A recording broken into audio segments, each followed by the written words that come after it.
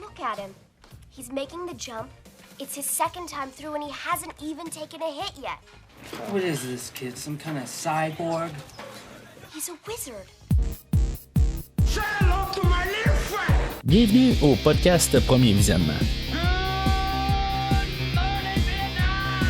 Aujourd'hui, on parle d'un film digne de mention ou pas des annales du cinéma. Avant de commencer, je vous suggère fortement d'écouter le film proposé aujourd'hui car je vais le spoiler complètement.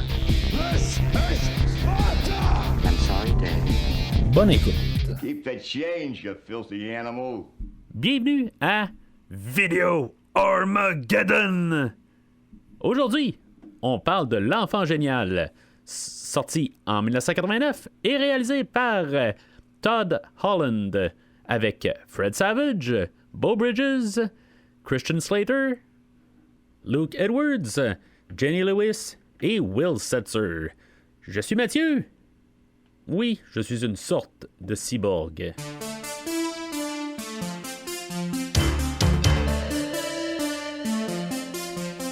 Alors, re-bienvenue au podcast. Cette semaine, c'est ça. Dans le fond, on fait un genre de spin-off de la franchise Mario que j'ai couvert les 2 dernières semaines. Puis, je trouve que ça va bien avec qu'est-ce qu'on couvre avec Mario, dans le fond. Ou ce que, bon, par ma faute, quelque part, là, je pensais là, arriver là, cette semaine, arriver au nouveau Super Mario Brothers, là, Super Mario Galaxy. Mais je me suis planté de semaine. Quelque part, je me suis trompé d'une semaine dans tout ça. Donc, Mario, c'est la semaine prochaine. C'est pas cette semaine. Puis, fait que je devais avoir quelque chose pour compenser. Au début, je pensais à autre chose. Puis, tout d'un coup, ben, je me suis mis à repenser que The Wizard, je voulais le couvrir l'année passée avec William là, pour Autopsie du jeu vidéo. Naturellement, là, vous êtes rendu compte déjà, je pense que William n'est pas là aujourd'hui au podcast. Et par contretemps, quelque part, là, j'ai juste pas pu enregistrer avec lui, là, mais c'est un petit peu de dernière minute aussi là, que je m'y prends là, là-dessus. Mais c'est ça, dans le fond, là, c'est comme un peu la première adaptation d'un jeu vidéo d'une telle forme qu'on a le cinéma et les jeux vidéo qui se rencontrent. Il y avait une couple d'affaires avant, là, tu sais, je veux dire, des fois on parlait de jeux vidéo, là, War Games ou même Tron qui était un petit peu pas mal jeux vidéo, des affaires de même, là. 2 films que j'ai pas vus, uniquement, là, c'est juste dans mes recherches là, que j'ai vu ça, là. Mais, tu sais, puis, tu sais, il y avait toutes sortes de films, là, qui embarquaient là, l'informatique, des affaires de même, là, dans les années 80, là, il y a plusieurs cas, là, en tout cas, mais la première fois que vraiment on a une entité de jeux vidéo qui vont être embarqués là, dans un film, parce que sache, c'est pas mal la première fois là, que vraiment là, qu'on a un gros marketing. Nintendo arrive à l'écran d'une telle forme. Quelques années avant le film là, que j'ai parlé là, il y a 2 semaines là, de Super Mario Brothers là, avec Bob Hoskins. Nintendo, c'est sûr qu'il va avoir appris un petit peu là, du film d'aujourd'hui pour faire aussi le film de 93. C'est drôle parce que je pensais vraiment pas à ce film-là aujourd'hui là, quand je parlais là, du film de 93, puis pourtant ça va tellement ensemble, puis j'aurais dû quasiment faire l'inverse. M'en ayant rendu compte, j'aurais fait ce film-là, j'aurais fait les 2 films de Mario, j'aurais fait ça à l'inverse. Parce que dans le fond, il y a quand même des affaires, j'ai parlé là, de la Universal. Je pense que c'est la semaine passée là, quand on a parlé là, de Super Mario Bros 23, où ce que la Universal puis le parc d'attractions, dans le fond, ils ont uni leurs forces, mais c'est pas la première fois que Nintendo et Universal unissent leurs forces. Il y a peut-être même un clin d'œil dans le film, en train d'y penser. Là, il y a peut-être un clin d'œil la première fois là, que les deux se sont rencontrés là-dessus, mais je ne sais pas si c'est volontaire. Parce que dans le fond, là, en début 80, où ce que la Universal détenait là, des droits pour King Kong, puis Nintendo avait fait Donkey Kong, puis dans le fond la Universal avait poursuivi Nintendo pour ça. Je sais pas s'il y a un genre de clin d'œil à ça là, à la toute fin du film aujourd'hui, mais l'idée est bien de Universal qu'eux autres voulaient un peu capitaliser là, sur la popularité de Nintendo qui était super grandissante. à la fin des années 80 et qui voulaient faire un film là-dessus pour apporter ça, puis en même temps, pouvoir plugger un peu là, leur parc d'attractions, Universal. Là-dedans, bien sûr, on va parler un peu de Nintendo là-dedans, comment que Nintendo était rendu. Dans les débuts des années 80, eux autres, c'était un fabricant de jeux vidéo et d'autres affaires un peu, là, des jouets. Là, ils ont toujours été dans le côté jouets, là. T'sais, Nintendo a été fondé là, en 1889, là, dans le fond 100 ans avant le film d'aujourd'hui. Puis il avait été partout, là, carrément, là, toutes sortes là, de jouets, gadgets, des affaires de même là, au travers là, des décennies. C'est plus dans les années 80, les années 70 qui ont commencé à arriver là, un peu dans les jouets électroniques. C'est ça, il avait fait là, des jeux là, pour des consoles là, dans les débuts des années 80, là, la ColecoVision. La Atari, des affaires de même. Sauf qu'en même temps, c'est ça, en 1983, on avait eu le crash là, des jeux vidéo parce qu'il y avait juste trop de consoles. C'est drôle, pareil qu'on regarde ça aujourd'hui avec beaucoup de consoles quand même sur le marché, mais il y a eu un crash où il y avait beaucoup de consoles, beaucoup de jeux. Puis, dans le fond, tout a crashé parce qu'il est genre... j'ai pas les chiffres en face de moi, là, mais il y avait genre des centaines de milliards de ventes là, pour... Au début, ou de millions plutôt, de ventes, puis genre, ça s'est ramassé, là, genre en 83, avec genre 3 millions de ventes, là. Genre, ils sont partis de 100 millions à genre 3 millions de ventes, là. J'ai pas les chiffres en face de moi, là, exactement, mais c'est quelque chose de très, très similaire à ça, là. C'est comme, ça se vend full, puis tout d'un coup, ça vend rien, parce qu'en bout de ligne, il y avait beaucoup de jeux poubelles, puis, dans le fond, les consommateurs commençaient à juste pas avoir confiance là, dans le produit là, rendu là. Les jeux, ça semblait beaucoup pareil. Il faut regarder ça aussi d'un sens là, que beaucoup de jeux là, sur Atari étaient très similaires. Puis c'est ça, tu sais, il y a comme tout tout, dans le fond, ça a été créé, mais tu sais, ça a l'air que genre le jeu des E.T., là, il y en a plein de copies qui ont été juste enterrées, là, carrément, là, pour se débarrasser là, de tous ces jeux-là. Là. Fait qu'en tout cas, ça marchait quand même là, dans le côté franchise qui a essayé d'arriver à un jeu, mais le côté là, inverse, là, c'est ce qu'on arrive à parler aujourd'hui. Là. Mais c'est ça, la NES, elle, ou la Nintendo a été créée, là, je pense que c'est en 1985 qu'elle est arrivée. Puis, dans le fond, elle a pris vraiment rapidement là, de l'ampleur. Là, ça faisait 2-3 ans là, du crash. Puis là, ben, tu sais, ça, c'est arrivé avec un produit qui vraiment le surpasse tout. Quand on regarde là, les Atari, ColecoVision, là, je veux dire, c'est carrément autre chose hors de ce monde. Le niveau graphique, là, quand on fait juste comparer le Super Mario Brothers à même Mario Brothers tout court, c'est vraiment comme le jour et la nuit. Il y a vraiment une énorme différence là, de qualité qu'on a à l'écran. Fait qu'à partir de là, ben, on a eu beaucoup d'affaires là, qui a grossi.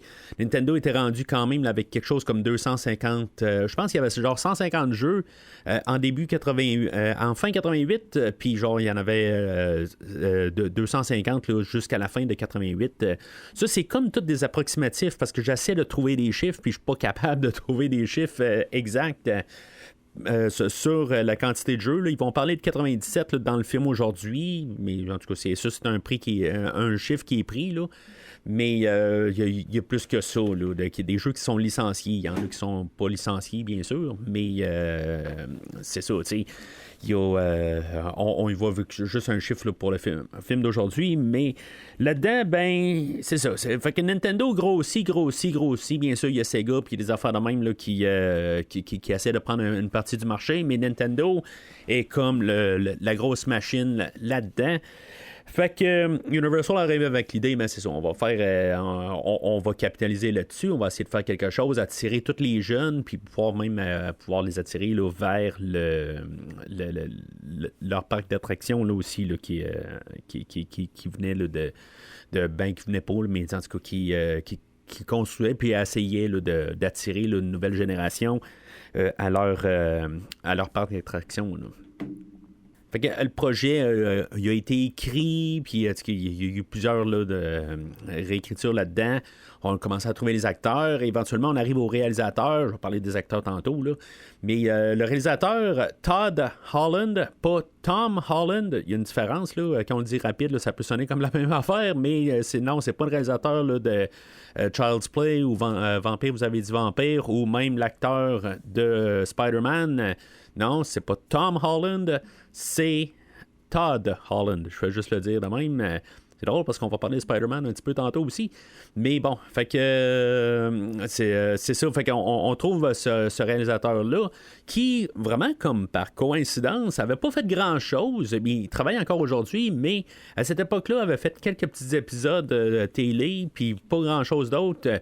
Mais dans son IMDb, je suis capable de voir qu'il a fait un épisode là, de Max Headroom. Si vous en rappelez de l'épisode de 1993, les réalisateurs sont les créateurs de Max Headroom. C'est juste vraiment de la coïncidence. Il faut s'entendre là-dessus, mais c'est genre... Il y a genre 3 choses avant le film d'aujourd'hui pour le réalisateur, puis ça tombe qu'un de ces 3-là, c'est Max Headroom. Fait que je trouvais juste ça drôle, puis il fallait que j'en parle, mais... On avait besoin d'un réalisateur qui travaillait cheap un peu, puis qui pouvait vraiment apporter la marchandise rapidement, là, parce que on voulait faire un film, là, mais il n'y a pas grand argent dans le fond qui a été envoyé là, pour le film. Là. Le film là, va être fait là, pour un 6 millions de dollars, puis il ne va pas récolter là, tant d'argent que ça. Dans le fond, il va récolter là, à peu près le double. Là. Il va finir à peu près à 14 millions là, au box-office. Mais est-ce que ça veut dire que c'est pas un bon film ou qu'on peut pas l'endosser? C'est ce qu'on va parler aujourd'hui.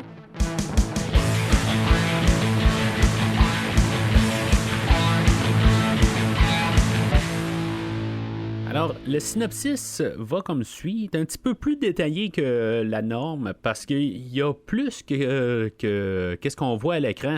Je vais en parler beaucoup là, pendant le podcast, mais en tout cas, on va y aller pour le synopsis. Corey Woods, un jeune garçon, vit séparé de son frère Jimmy, qui a été placé dans une institution spécialisée après être devenu profondément renfermé à la suite d'un traumatisme familial lié à la mort de leur petite sœur Jennifer. Jimmy ne parle presque pas et répète constamment le mot Californie, ou California plutôt, là, si mettons vous l'écoutez en anglais, sans que les autres adultes comprennent pourquoi. Un jour, Corey décide de faire évader Jimmy de l'institution et part avec lui sur la route vers la Californie, convaincu que ce lieu a une signification importante pour son frère. En chemin, il rencontre Hailey, une jeune fille débrouillarde qui décide de les accompagner après avoir découvert que Jimmy possède un talent exceptionnel pour les jeux vidéo. Pendant ce temps, leur mère engage un chasseur de primes, Putnam, excusez, moi je l'ai tout le temps marqué Putman, mais peu importe. Putnam pour retrouver les garçons, tandis que leur père Sam part lui aussi à leur recherche avec Nick, le frère aîné.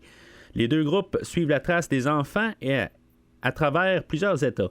Au fil du voyage, Hailey découvre qu'un grand tournoi de jeux vidéo se tiendra en Californie et convainc Corey d'y inscrire Jimmy, espérant qu'il pourra gagner le premier prix. Les 3 enfants traversent différentes villes, accumulent de l'argent en jouant à des arcades et se rapprochent peu à peu de leur destination. Arrivés à Los Angeles, ils participent au tournoi organisé par Universal Studios. Jimmy progresse à travers les épreuves jusqu'à la finale où il affronte un adversaire expérimenté. Lors de cette dernière épreuve, un jeu est dévoilé, Super Mario Bros. 3, grâce à son institution et à sa maîtrise. Jimmy découvre rapidement que des secrets du jeu remportent la compétition, gagnant le prix de 50 000 $. Après le tournoi, les adultes rejoignent les enfants. Jimmy révèle finalement que son obsession sur la Californie venait d'un souvenir lié à sa sœur décédée. Le voyage permet à la famille de se reconnecter émotionnellement et le film se termine sur une note de réconciliation. Bon, fait que un petit peu long comme synopsis. Peut-être que je vais essayer de faire ça un petit peu plus souvent, pareil, là, sortir plus des synopsis un petit peu plus complets pour aider un peu la suite. Là. En tout cas, vous me direz dans les commentaires qu'est-ce que vous en pensez. Là. Là-dessus, ben c'est ça. C'est un peu un film là, de réconciliation là-dedans, le familial, vivre le deuil. En tout cas, ça c'est le côté là, de idée thématique là, du film. Mais là-dedans, ben, c'est sûr que on essaie là, d'apporter des enfants indépendants, puis sentir peut-être là, des avatars là-dedans. Là. Je pense que dans le fond, le film essaie là, de. Bon, peut-être c'est un peu ma perspective à moi, là, mais on essaie là, essaie de nous montrer qu'on pourrait être Corey. Le personnage là, joué par Fred Savage, mais en même temps, ben, on aimerait ça avoir le talent de Jimmy là, pour pouvoir jouer au jeu. Là. En même temps, ben, il essaie de montrer quand même le côté spécial du jeu vidéo, comment que c'est unique. Puis ça, c'est le côté aussi générationnel de différence qu'il y a eu comme clash dans tout ça. Puis puis ça, je l'ai vécu, puis je pense que beaucoup de jeunes de ma génération ont vécu cette partie-là, avant et après les jeux, puis comment banaliser là, les jeux vidéo, et qu'en bout de ligne, ben, il y a même un commentaire là, que Beau Bridges va lâcher quelque part et dit « Ah, ben c'est un jeu juste pour idiots », mais comment que les jeux ont évolué, puis comment que, en bout de ligne, ce que les adultes ne voyaient pas, qu'en bout de ligne, ça peut être un casse-tête est autant niaiseux comme approche qu'un jeu vidéo. En bout de ligne, il n'y a pas vraiment plus d'intelligence qui est embarquée là-dedans. Là. Fait que, c'est toutes des affaires de même que la génération avant la mienne, mes parents, dans le fond, tout ça, ben, ne voyaient pas sur les jeux vidéo, puis qu'en même temps, ben, comment que les jeux peuvent ensorceler les gens. On voit quand même, puis ça devient troublant un peu quand on regarde ça, pareil, parce que de mon vivant, j'ai vu ça pareil. Il y a des gens qui disent qu'ils jouent pas, puis finalement, tout d'un coup, ben, se mettent à jouer à des jeux vidéo, puis c'est comme ils sont embarqués dedans. Fait que c'est un jeu comme un autre, mais c'est ça que le côté là, de génération voyait pas ça. C'est drôle parce que je regarde les critiques un peu sur le film. Là, j'ai pas vraiment lu. Là, c'est juste que j'ai comme regardé ça parce que je veux pas que ça l'affecte la manière que je fais le podcast aujourd'hui. Mais c'est comme Skull et Bert, là, c'était maudit. Là. Honnêtement, je les aime pas vraiment. Là. Je veux dire, je comprends que c'est le standard critique là, des années 80. Mais sauf que, je trouve que c'est des pourritures. Là. Honnêtement, c'est des grosses pourritures. Que, en bout de ligne, eux autres, ils ont des jugements, mais à chaque fois que je vois eux autres, là, c'est comme... ils ont tout le temps quelque chose de négatif sur un chose, puis pouvoir... c'est parce que je repense beaucoup aussi là, à la mère de Jason, là, l'actrice, son nom m'échappe, là, mais dans le premier Vendredi 13, puis il était comme fâché sur elle, puis qu'ils ont publié son adresse à elle. Là. C'est comme, il faut que tu sois cruel, mais ça montre un peu le côté de vieille génération qu'eux autres ne comprennent pas la propriété, comprennent pas les jeux vidéo, qu'est-ce qui s'en vient.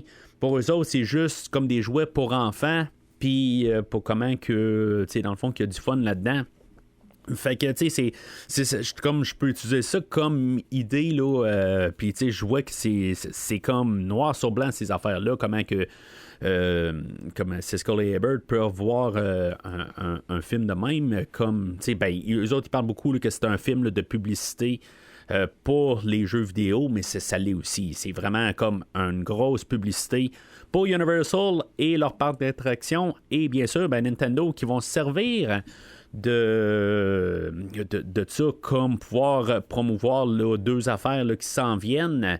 Le Power Glove et un jeu qui était retardé, dans le fond, là, qui était déjà disponible au Japon, mais qui avait de la misère à arriver sur le marché, puis pouvoir créer un hype.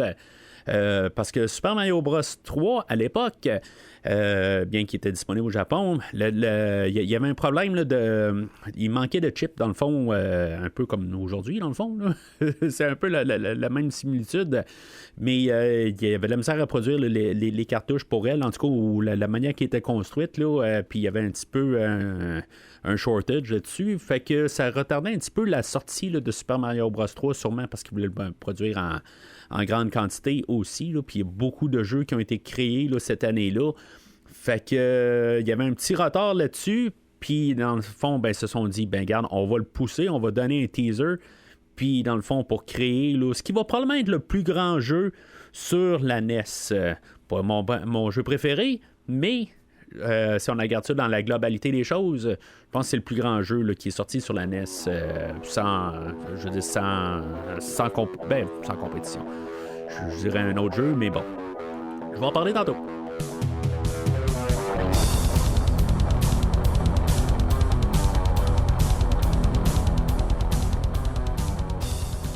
Alors, le film, moi, je l'ai vu quand il est sorti en vidéocassette, là, probablement sur VHS là, à l'époque, là, puis je sais qu'on l'a copié puis que je l'ai écouté quand même plusieurs fois. Là. Je peux pas dire que je l'ai écouté 100 fois, là, mais je l'ai vu quand même assez souvent, pour que le Blu-ray que j'ai acheté il y a quelques années, là, qui a été édité là, en 2020, qui à quelque part, ben, je me rappelle des répliques beaucoup en français. Contrairement à ce que j'ai écouté. Dans le fond, j'ai écouté le film. Je pense que le Blu-ray, je l'ai juste écouté l'année passée, quand je me préparais quand même à le couvrir au podcast, mais finalement, ben ça, c'est comme tomber à l'eau. Il n'y a pas de raison spécifique là, pourquoi que moi et William, on ne l'a pas fait. Là. C'est juste qu'il y a eu comme un peu de contretemps là-dessus, mais on voulait le faire pour l'autopsie du jeu vidéo, puis ça a juste tombé à l'eau, mais je l'ai écouté l'année passée, là, ça faisait vraiment très très longtemps que je l'avais pas vu, là, ça devait faire à peu près au-dessus de 25 ans que je l'avais pas vu, là.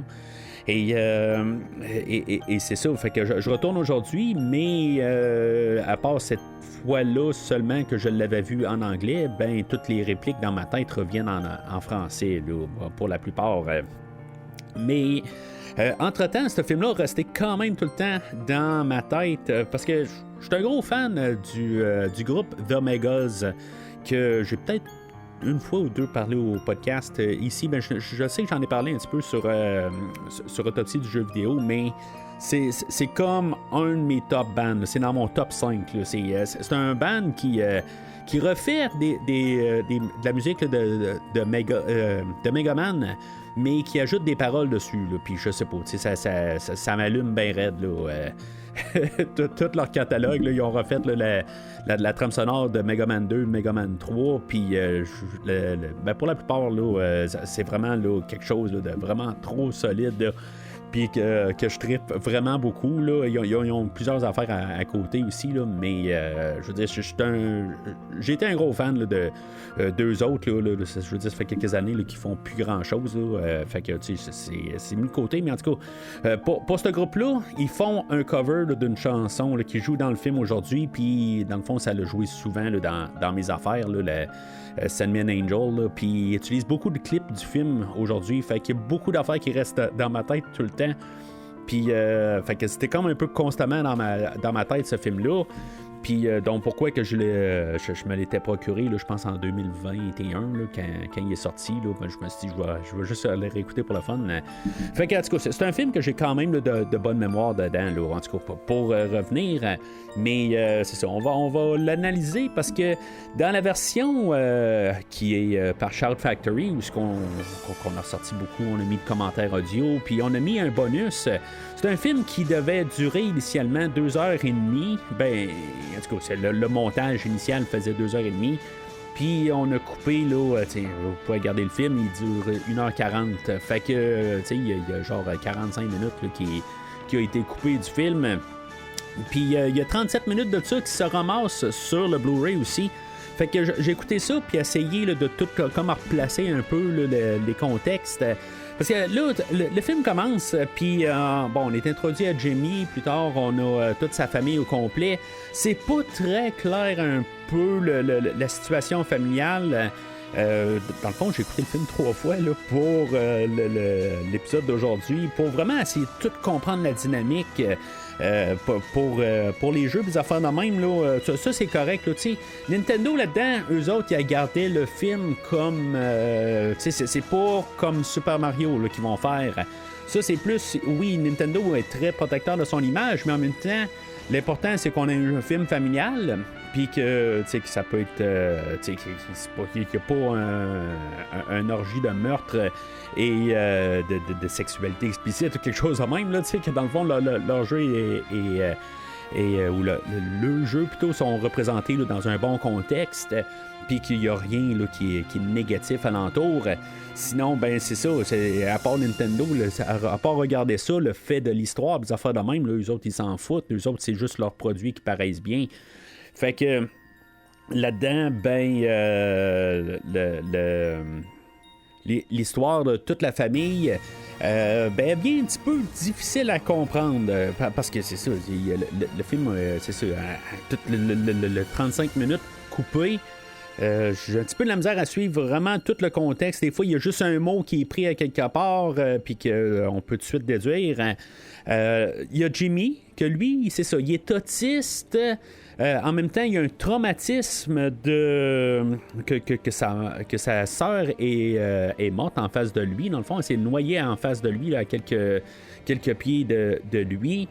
Puis, en bout de ligne, ben, c'est ça, il est comme pris sur un mot, là, Californie, ou California, si vous l'écoutez en anglais. Mais en tout cas, en disant ça, ben, c'est comme une mémoire qui représente, dans le fond, un voyage en vacances. Puis ça, on va vraiment le comprendre à la toute fin du film, là. Mais c'est ça, tu sais, il est comme pris là-dessus. Puis, tu sais, à l'époque, on voyait pas vraiment aussi beaucoup là, d'autistes. Puis c'était comme un peu vu comme l'enfant à part, des affaires de même. Aujourd'hui, on diagnostique beaucoup d'enfants autistes à un certain degré. Moi, honnêtement, personnellement, là, moi, je pense qu'on est tous autistes à un certain degré de... Tu sais, ce soit déclaré, pas déclaré. Là. Moi, c'est une croyance ferme que j'ai là-dessus. Je pense qu'on a tout un certain degré d'autisme. Mais c'est ça, à quelque part, cette maladie-là, ou en tout cas état-là, je ne sais pas quel terme utiliser, là, puis sans offusquer personne, ben c'est ça, c'était pas vraiment là, reconnu. Puis c'est ça, tu sais, il essaie d'apporter ça un peu là, dans l'idée que là, lui, il s'en va comme juste dans nulle part vers la Californie. En tout cas, va essayer de retrouver cet endroit-là pour pouvoir avoir la paix intérieure. Puis, en tout cas, c'est ça. Il apporte ça comme lui qui est incompris. Puis que sa mère, dans le fond, elle a de la misère à gérer ça aussi avec la mort là, de sa fille. Mais là, tout le design familial, OK, ça, j'ai un petit peu de misère à tout avoir compris ça, puis qu'est-ce qui s'est passé avant le film. Il y a des choses dans les scènes supprimées qui sont rajoutées. Il y a Nick, qui est joué là, par Christian Slater, qui va essayer là, de prendre la voiture puis s'envoler, partir avec un de ses chums là, pour aller foirer une soirée, qui parle pendant tout le film. Ben, on voit ça là, dans les scènes supprimées.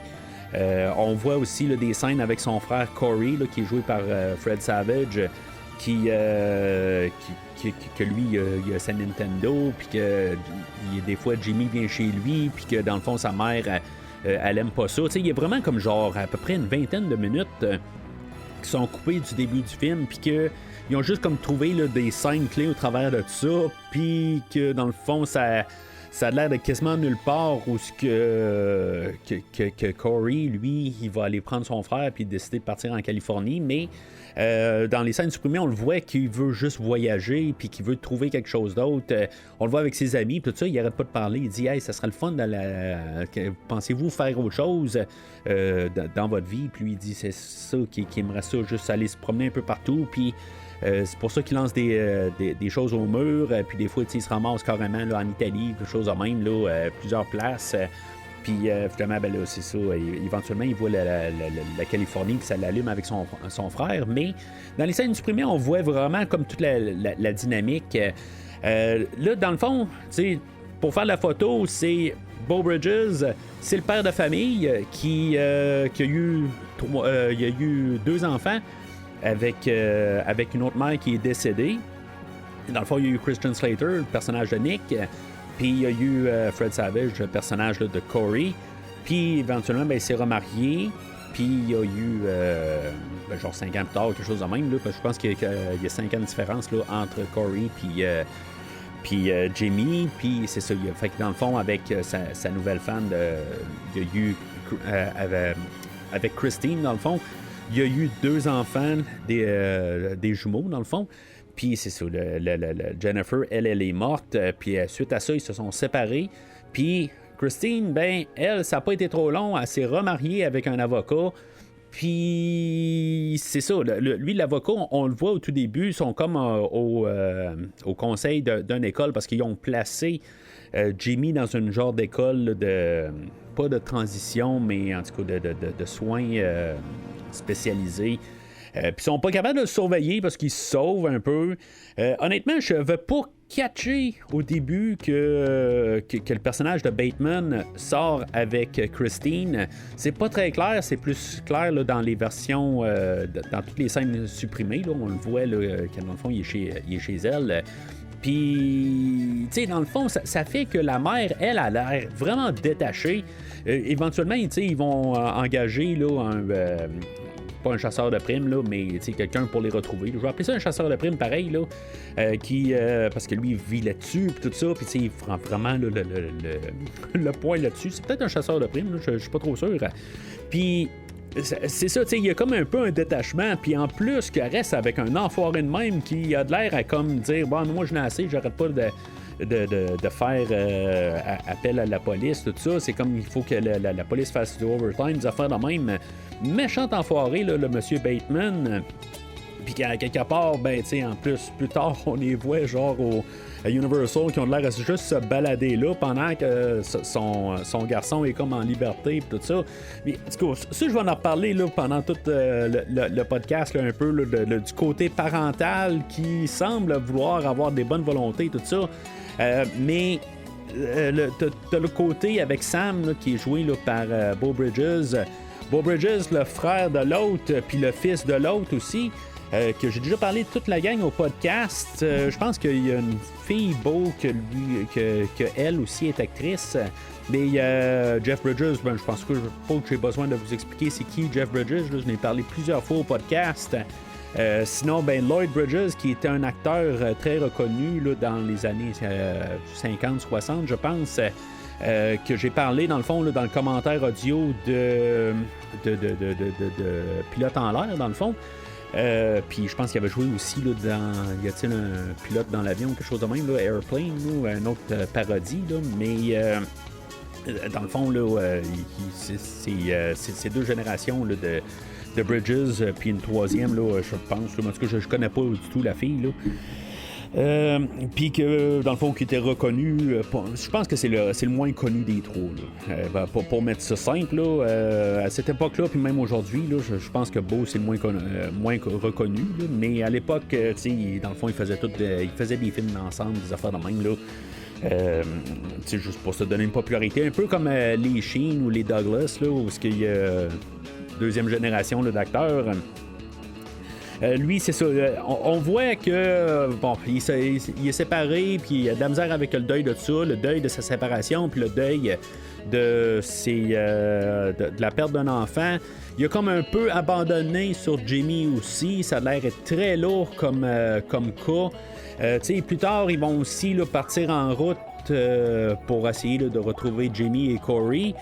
Puis il est avec Nick, le personnage de Christian Slater, que lui, il était en montée là, fulgurante. Là, il allait quand même être reconnu. Je pense pas que j'ai besoin de vous dire c'est qui Christian Slater. C'est la première fois que j'en parle au podcast, mais honnêtement, c'est pas un acteur que j'ai vu si souvent que ça. Je l'ai vu dernièrement là, dans la série là, de Dexter. Mais dans tout mon historique avec lui, là, j'ai vu Entretien avec un vampire, mais tout ce qui est reconnu pour lui, là, genre, je sais qu'il y a des films qui sont comme iconiques de lui, là, genre Pump Up the Volume, des affaires de même, là, puis ça m'intéresse tellement pas comme film, ça m'a jamais intéressé, puis j'ai pas vu, puis je verrai probablement jamais. Flash forward 2032, genre, au podcast, je vais couvrir ça. Je sais pas, mais bon, là-dessus, il y a. Mais c'est ça, tu sais, lui, dans le fond, là, il était grandissant, mais c'est un acteur là, qui commençait à être connu. Puis c'est ça, il fait le frère, là, l'adolescent rebelle, puis que dans le fond, c'est juste un ado standard, quelque part, on veut foirer un peu. Mais en même temps, ben, c'est ça aussi, il deal avec tout ça, la séparation, des affaires de même. Puis Corey, qui est joué là, par Fred Savage. Fred Savage, il jouait là, dans une série là, très populaire, là, The Wonder Years. La version en français, là, c'est ça n'a vraiment pas rapport, là, le nom. Là, je suis en train de le sortir, là, mais je l'avais vu là, dans The Boy Who Could Fly, là, La tête dans les nuages. Là. Le Wonder Years, c'est les années coup de cœur. Ça vous dit quelque chose? Là? Honnêtement, j'ai jamais suivi ça. Là. Je sais pas c'est quoi. Là. Mais je sais que c'est une série là, connue, mais si j'écoutais pas. Là. Il y avait The Princess Bride aussi là, qui avait sorti, qui jouait là-dedans. Lui, vraiment, là, c'est la star du film. Là. C'est lui qui est en haut du poster. Sur le poster, dans le fond, c'est lui. C'est lui la vedette du film. C'est ce qu'on essaie d'aller chercher. Vraiment, on essaie d'aller chercher aussi les enfants.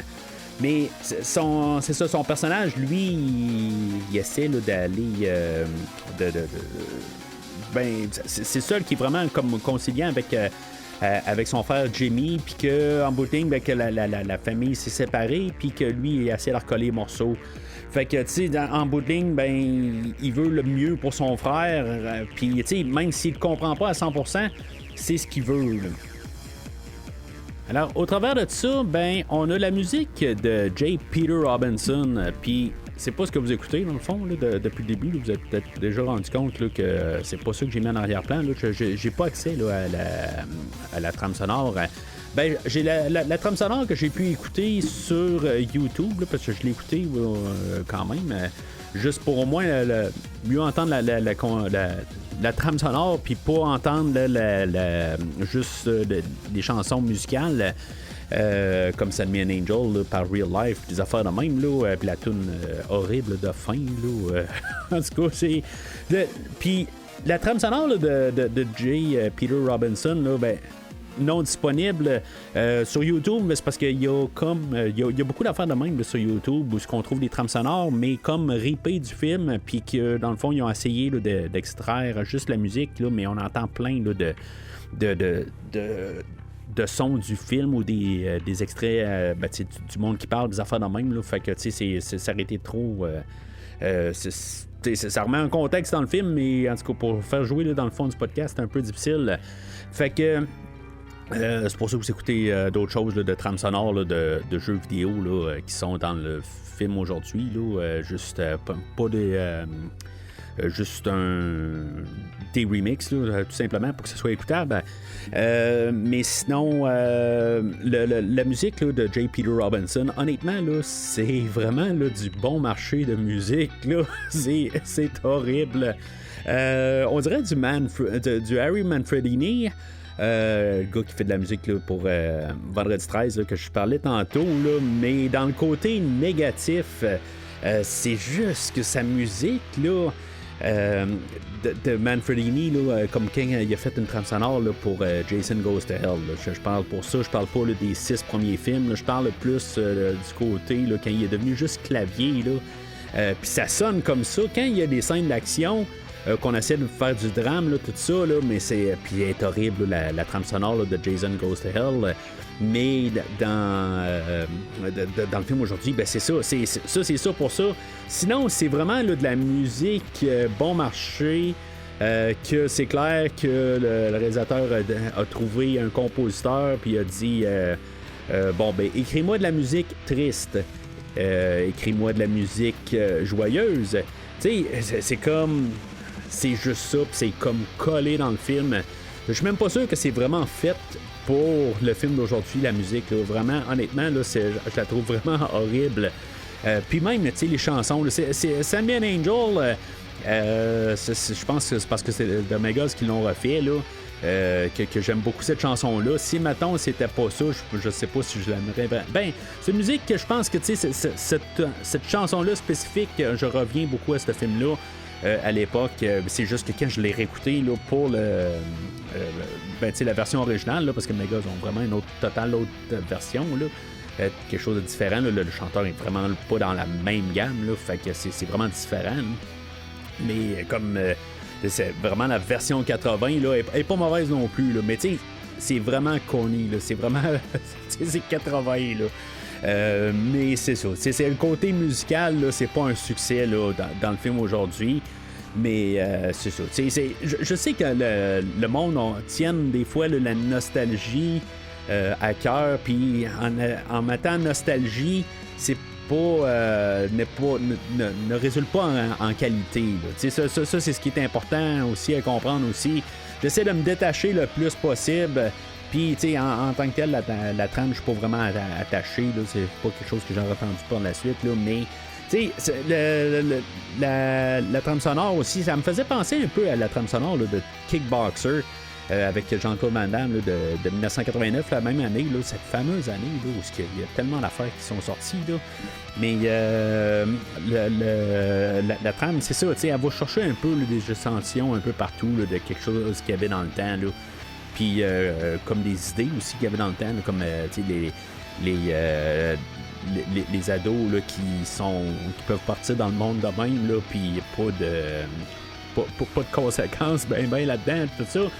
Sans avoir là, pas de réprimande, mais à quelque part, ils partent juste, il n'y a pas de problème, comme les Goonies, mettons, qui veulent juste partir, puis qu'il n'y a pas de danger, je veux dire, tout est bien beau, là, tout ça, là, on va en reparler tantôt, là, mais c'est ça, à quelque part, là, t'as la trame sonore là, qui est exécrable, là, quelque part, qui n'est pas vraiment écoutable, là, ou très cheap, à quelque part, là. I love the Power Glove. It's so bad. Pick any game you want. I'm good at all of them. I have 97 of them. Alors, là, Corey, Fred Savage, lui, dans le fond, il essaie là, il va trouver son frère parce que c'est comme facile rentrer là, puis facile à sortir là, de je sais pas, une petite école, quelque chose de même. Puis il va partir sur la route, là, dans le fond, là, vers la Californie pour essayer là, de trouver une réponse là, avec son frère. Là. En tout cas, pour qu'il ait la paix. En tout cas, en tant que tel, il sait pas qu'est-ce qu'il y a avec lui. Là. Il est comme incompris. Il est incompris de tout le monde, dans le fond. Mais il se dit, garde, j'aimerais ça que mon frère soit bien. Là. Il parle plus. Où sa communication est très limitée. Parce que dans les scènes supprimées, on le voit parler un petit peu plus. Là, mais ils ont comme vraiment tout coupé ça. Puis là, ben, il se ramasse à un arrêt de bus. Puis, quelque part, ben, il manque un peu d'argent pour prendre l'autobus. Puis, c'est là où Jimmy va juste se mettre à jouer à Double Dragon. Puis, dans le fond, péter un score là-dessus. Dans les scènes supprimées, on voyait là, qu'il jouait genre à contrat, puis des affaires de même, là, que, dans le fond, qu'il y avait probablement un talent là-dessus. Mais tu sais, ils mettent pas vraiment trop à l'avant-plan. Là. Il y a comme une scène qui se ramasse sur la Nintendo à Corey, puis que dans le fond, il veut pas jouer. Puis tu sais, nous autres, on le voit pas. Mais c'est ça, tu sais, à quelque part, là, ils ont essayé de trouver la scène là, pour essayer de trouver ça. Je sais pas si on aurait dû mettre quand même un peu de scène du début, les incorporer là, dans le film. J'ai essayé de voir là, sur Internet, là, je sais qu'il y a des genres de versions un peu rallongées, là, mais j'ai pas réussi à les télécharger, là, juste pour essayer de voir les scènes incorporées. Là. Quelque chose que j'aimerais peut-être voir éventuellement, là, voir qu'est-ce que ça change vraiment dans le film. Mais, tu sais, dans le film aujourd'hui, là, en dedans là, de 12-15 minutes, ils sont déjà sur la route. Ça voudrait dire que ça prendrait à peu près une demi-heure, à peu près, avant qu'ils soient sur la route. Puis, je pense pas que c'est le genre de film que tu veux que ça niaise un peu. Je pense qu'ils ont trouvé un peu le bon ballon pour ça. Pour que ça l'avance quand même. Tu sais, à 1h40, je pense que c'est le film, qu'est-ce qu'il est, surtout pour le public qui vise. Ils cherchent quand même là, des jeunes adolescents comme public, même à enfants. Je pense pas que 2h30, c'est un film là, approprié. Là. Honnêtement, je pense que ça serait un film qui serait ben trop plate. Puis que là, tout d'un coup, commence à avoir un peu des jeux au travers, mais je pense que ça serait tellement long au travers que l'intérêt serait perdu au travers de ça. Puis le problème, c'est que c'est le côté là, familial que moi, j'avais de la misère à suivre. Normalement, tu sais, comme quand j'écoute là, les bonus là, pour un film, tu sais, comme les scènes supprimées, les affaires de même, tu sais, je les regarde, mais tu sais, à moitié. Puis là, ben, tu sais, je veux dire, je prends des notes, je prends des affaires de même, là, tu sais, je regarde un peu en gros, là, qu'est-ce que ça change, puis tout ça, tu sais, je suis moins investi, mais dans cette version-là, pour ce film-là, je me suis vraiment investi à fond pour essayer de vraiment tout comprendre les bouts qu'on n'a pas, là. Puis l'affaire, c'est que le film ne se tient pas vraiment sur l'histoire parentale, tout ça. Tu sais, moi, j'ai recherché ça un peu pour voir le contexte, pour regarder ça un peu comme une vision là, de 2026. Parce que, à moins de regarder pour l'historique des jeux vidéo, ben, à quelque part, ce film-là, ou un historique là, sur des films familiales, là, à quelque part, il n'y a vraiment pas vraiment de raison pour écouter ce film-là, là, à part là, juste pour les raisons que j'ai mentionnées, ou la nostalgie, bien sûr. Mais là, ils vont partir sur la route. Puis, c'est ça, il va arriver, puis à Double Dragon. Puis là, ben, tu sais, là, c'est là où il y a un peu de marketing. Tu sais, de mémoire, il y avait juste 4 jeux qu'on voyait là, dans tout le film, là, genre Double Dragon. Je pense à Rad Racer, puis Mario 3. En tout cas, moi, c'était un peu pas mal l'idée là, qui m'était restée là, dans le film. Je pense aussi Teenage Mutant Ninja Turtles, au pire. Il y avait 3-4 jeux là, que je pense que j'avais remarqué à l'époque. C'est sûr que je les voyais sur ma cassette VHS, que la résolution n'était pas parfaite. On voyait pas tout au complet. Puis c'est ça, quelque part, là, si on regarde tout ce qui est vraiment là, apporté à l'écran aujourd'hui, j'ai fait une recherche internet, puis j'ai fait ma liste moi-même aussi. Puis, elle diverge un petit peu, là. Bien sûr, il y a Super Mario Bros. 3 à la fin, là. On voit Super Mario 2 quelques fois dans le film. Double Dragon aussi. Ninja Gaiden, qui est une grosse partie. Ah oui, c'est sûr, je savais qu'il y avait Ninja Gaiden, là, à cause de la finale, là. Rad Racer, plus tard, on va en parler. Teenage Mutant Ninja Turtles, qui est là quand même souvent dans le film. Le grand et unique Mega Man 2, le plus grand jeu pour moi sur la Nintendo. Qui a un petit peu plus de place en plus là, dans les scènes coupées, mais qu'on voit tout le temps le même extrait. Il faut s'entendre là-dessus que quand ils joue pas. Là. C'est une cassette qui joue en arrière, puis ils font semblant de jouer, là, ou des fois c'est juste l'écran qui est là du jeu, puis absolument rien. Quand ils jouent à l'arcade, là, dans le fond, ils savent même pas à quoi ils jouent. Là. Ils disent, bon, ben tu joues à Double Dragon. Puis, dans le fond, ils ne voyaient pas l'écran, là. Puis après ça, les écrans sont rajoutés par la suite, là. RC Pro-Am, Contra, Zelda 2, The Adventure of Link, China Gate, que je connais pas, c'est un jeu d'arcade, dans le fond. Puis, il y a un arcade qui est marqué F1 Dream, mais c'est pas F1 Dream qu'il y a dedans, là. C'est parce que je commençais à regarder, là, au travers de ça. C'est pas ça. L'arcade, c'est marqué ça, mais c'est Outrun, qui est devenu éventuellement un jeu sur Sega Genesis. Ça, c'est ce que j'avais trouvé sur le net, mais quand on peut regarder un peu plus aussi, il y a Final Round qui se rajoute. Puis aussi, on voit les arcades de Play Choice 10 qui dans le fond, des arcades là, qui étaient dans le temps pour qui avaient des jeux dedans. Dans le fond, une sélection. Là, Player's Choice 10, là, dans le fond, là, au Play Choice 10, là, c'est. Je pense que tu avais 10 jeux dedans. Là. Je ne me rappelle pas exactement. Là, je n'avais une pas loin d'où j'habitais, là, dans le quartier Montmorency, là, à Beauport, qui, dans un dépanneur, il y avait un Play Choice 10. Puis genre j'avais joué avec Contra, quelque chose de même, là, peut-être Mario, ça. C'était comme des versions arcade un peu dedans. Là, je me rappelle vraiment, là, ben c'est loin, là, c'est genre une fois, là. Faut s'entendre, c'est genre en 1987, là, quelque chose de même, là. Fait que 88, 89, peut-être, là, je sais pas quand. J'ai pas noté quand Contra a été fait, là, mais tu sais, en tout cas, c'est dans ces temps-là. Puis c'est ça, tu sais, je veux dire, c'est des arcades qui avaient juste des jeux. Puis c'est ça qu'ils vont utiliser beaucoup là, dans le film, parce qu'on peut se dire, ben c'est quoi le rapport de Metroid à l'arcade? Ben c'est ça, tu sais, Metroid, il était là dans les players, les Play Choice 10, tu sais, en tout cas, fait que c'est pour ça qu'on peut avoir ça. Puis tu sais, dans le fond, c'est une manière pour jouer au jeu, puis avoir de l'argent, tu sais, pour Nintendo qui fasse de l'argent, mais qui puisse aussi, pour ceux-là qui n'ont pas une Nintendo à la maison, qui puisse pouvoir jouer, là, puis pouvoir apporter ça là, à plusieurs joueurs. Là. Je sais pas si c'était des versions fidèles quand il était importé, mais c'est ça. Comme Contra, je sais qu'il y a une version arcade, j'en ai parlé là, à l'autopsie de jeux vidéo. Puis il y a une couple de jeux aussi là, qu'on va parler dans le film aujourd'hui, que j'ai couvert à l'autopsie du jeu vidéo, comme un jeu de Teenage Mutant Ninja Turtles. Puis des brèves mentions, des affaires de même, là, tout a été un peu passé. Le Contra, j'en ai parlé, là, que j'ai couvert là, à Opération Yaluga, quelque chose de même, là, en tout cas.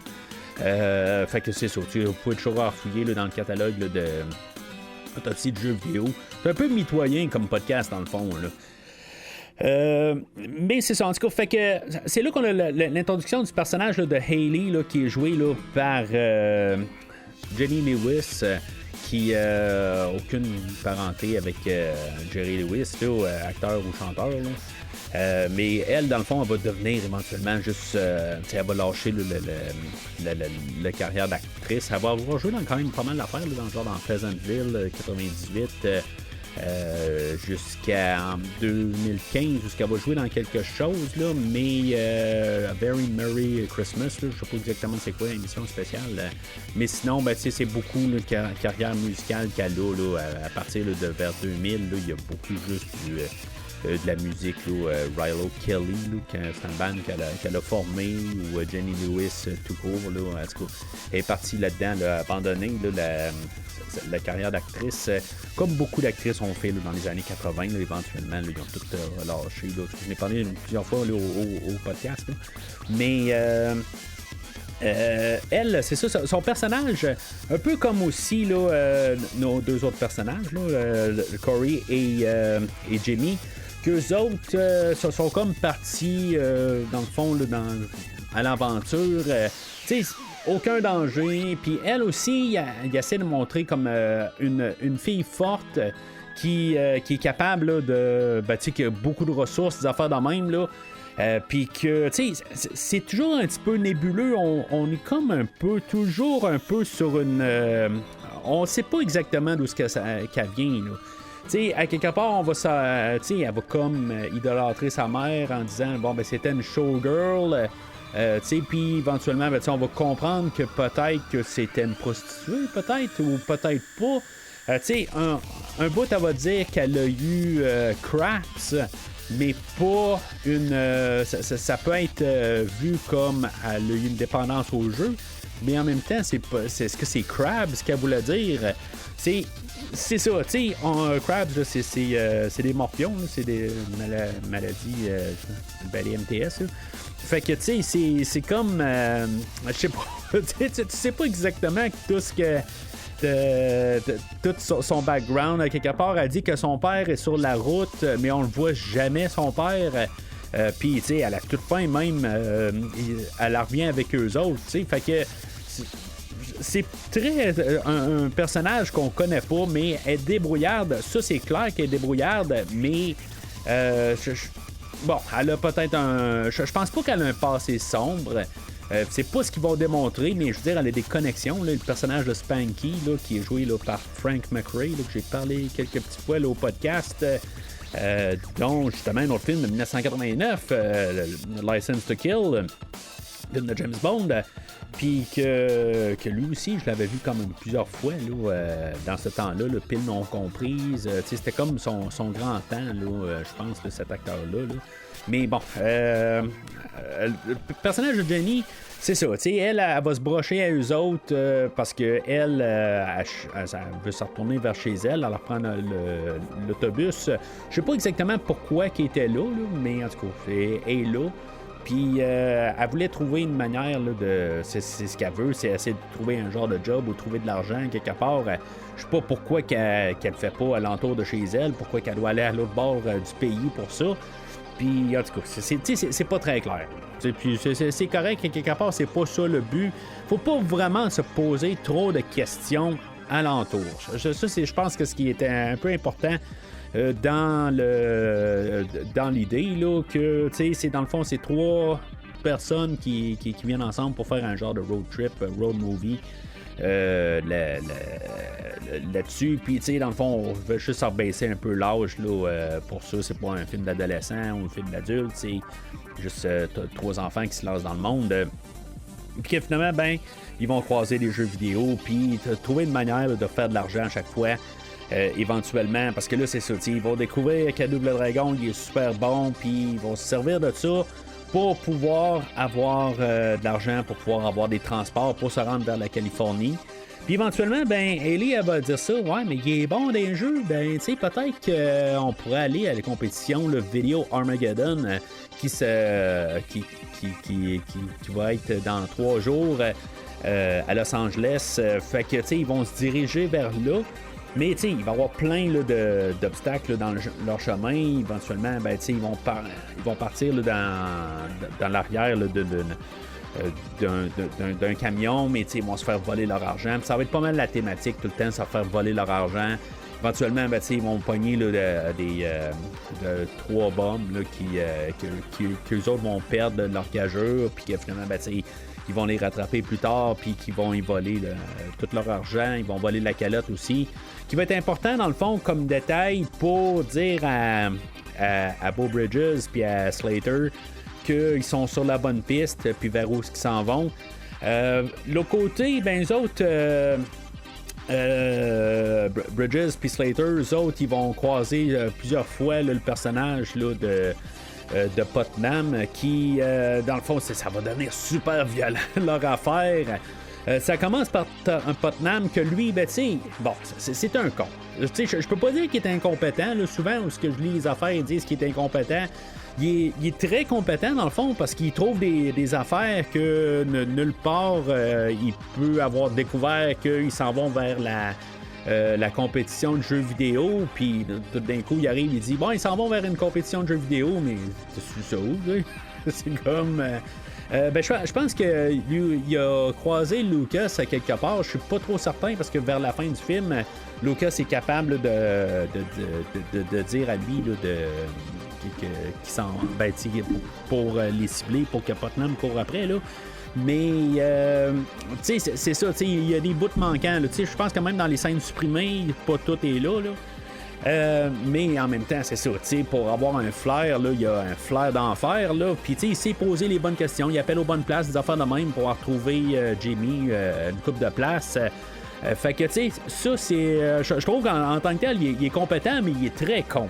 C'est plus ça, puis genre, tu sais, la première affaire qu'il dit là, à Sam, puis à Slater, il dit une fois que Sam il décide là, que lui il veut aller retrouver son garçon, tu sais, puis c'est pas très clair là, dans tout ça, mais c'est pas très clair, c'est très tu sais, il part par orgueil ou quelque chose de même, il le fait parce que c'est un père de famille, puis il va essayer de comme peut-être réconcilier, mais tu sais, c'est comme c'est ça, sa mère, elle, ils ont engagé là, le personnage là, de Putnam puis tout ça, puis c'est comme elle s'en débarrasse à quelque part. Bon ben, on engage quelqu'un, puis après ça, ben c'est ça. On va faire nos petites affaires, puis éventuellement ils vont trouver l'enfant, puis tout ça. Puis tu sais, c'est pas élaboré là. Tu sais, je pense qu'on est supposé arriver dans le côté là, de sympathiser puis de voir que la famille se réconcilie. Je pense que c'était l'optique de 1989. C'est clairement pas l'optique de 2026. Parce qu'à quelque part, là, cette femme-là, là, je la trouve horrible. Je veux dire, je parle pas de physiquement, je parle de vraiment comme internement. Là, c'est comme, t'engages quelqu'un, tu sors avec l'avocat, puis en bout de ligne, c'est une merde, là, l'avocat, là, M. Bateman. Fait que, tu sais, je veux dire, c'est elle qui devrait perdre la garde là, des enfants, mais en même temps, ben Sam, lui, il fait comme, tu sais, il dit que, ben ce qu'on peut comprendre aussi, c'est dans les scènes supprimées que le personnage de Nick a été mis de côté une fois qu'il a trouvé sa nouvelle flamme, là, qu'il a trouvé Christine là, plusieurs années plus tôt. Mais ça, c'est comme un peu aussi ben, tu sais, moi j'ai vécu ça un peu d'un côté, là, puis je pense que c'est une optique là, d'enfant. Quand quelqu'un retrouve une autre conjointe plus tard pour continuer sa vie, là. Fait que, tu sais, c'est quelque chose qu'on se sent délaissé, des affaires de même. En tout cas, moi, personnellement, j'ai vécu ça, là. Mais, tu sais, est-ce que c'était ça? Je veux dire, c'est joué entre... c'est comme... C'est différent un peu pour le père de la famille. Fait que, tu sais, je peux comprendre un peu cette dynamique-là, parce qu'en bout de ligne, j'ai vécu un peu cette partie-là aussi, là. Avec, tu sais, j'ai eu 2 sœurs par la suite, tu sais, pas des sœurs directes, là, mais des demi-sœurs. Fait que, tu sais, c'est comme un peu tout le temps tu sais, juste la vie qui se reconstruit, tout ça. Fait que ça c'est cette partie-là, là, je la comprends, mais du coup, dans mon optique, mais c'est pas nécessairement l'optique de tout le monde, là, je peux comprendre, là.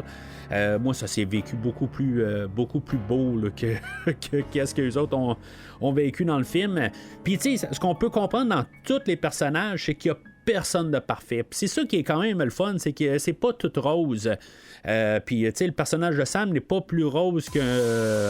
parce qu'à quelque part, il décide là, de partir sur la route, tout ça. Mais, tu sais, puis il y a vraiment des défauts, puis on le voit, là, tu sais, éventuellement, ils s'arrêtent les deux pour coucher quelque part dans un hôtel. Tu sais, dans le fond, ils sont comme sur la route pour les retrouver, mais tu sais, ils s'arrêtent à l'hôtel, puis tu sais, ils commencent à jouer à des jeux, des affaires de même parce qu'ils dorment pas, des affaires de même. C'est comme...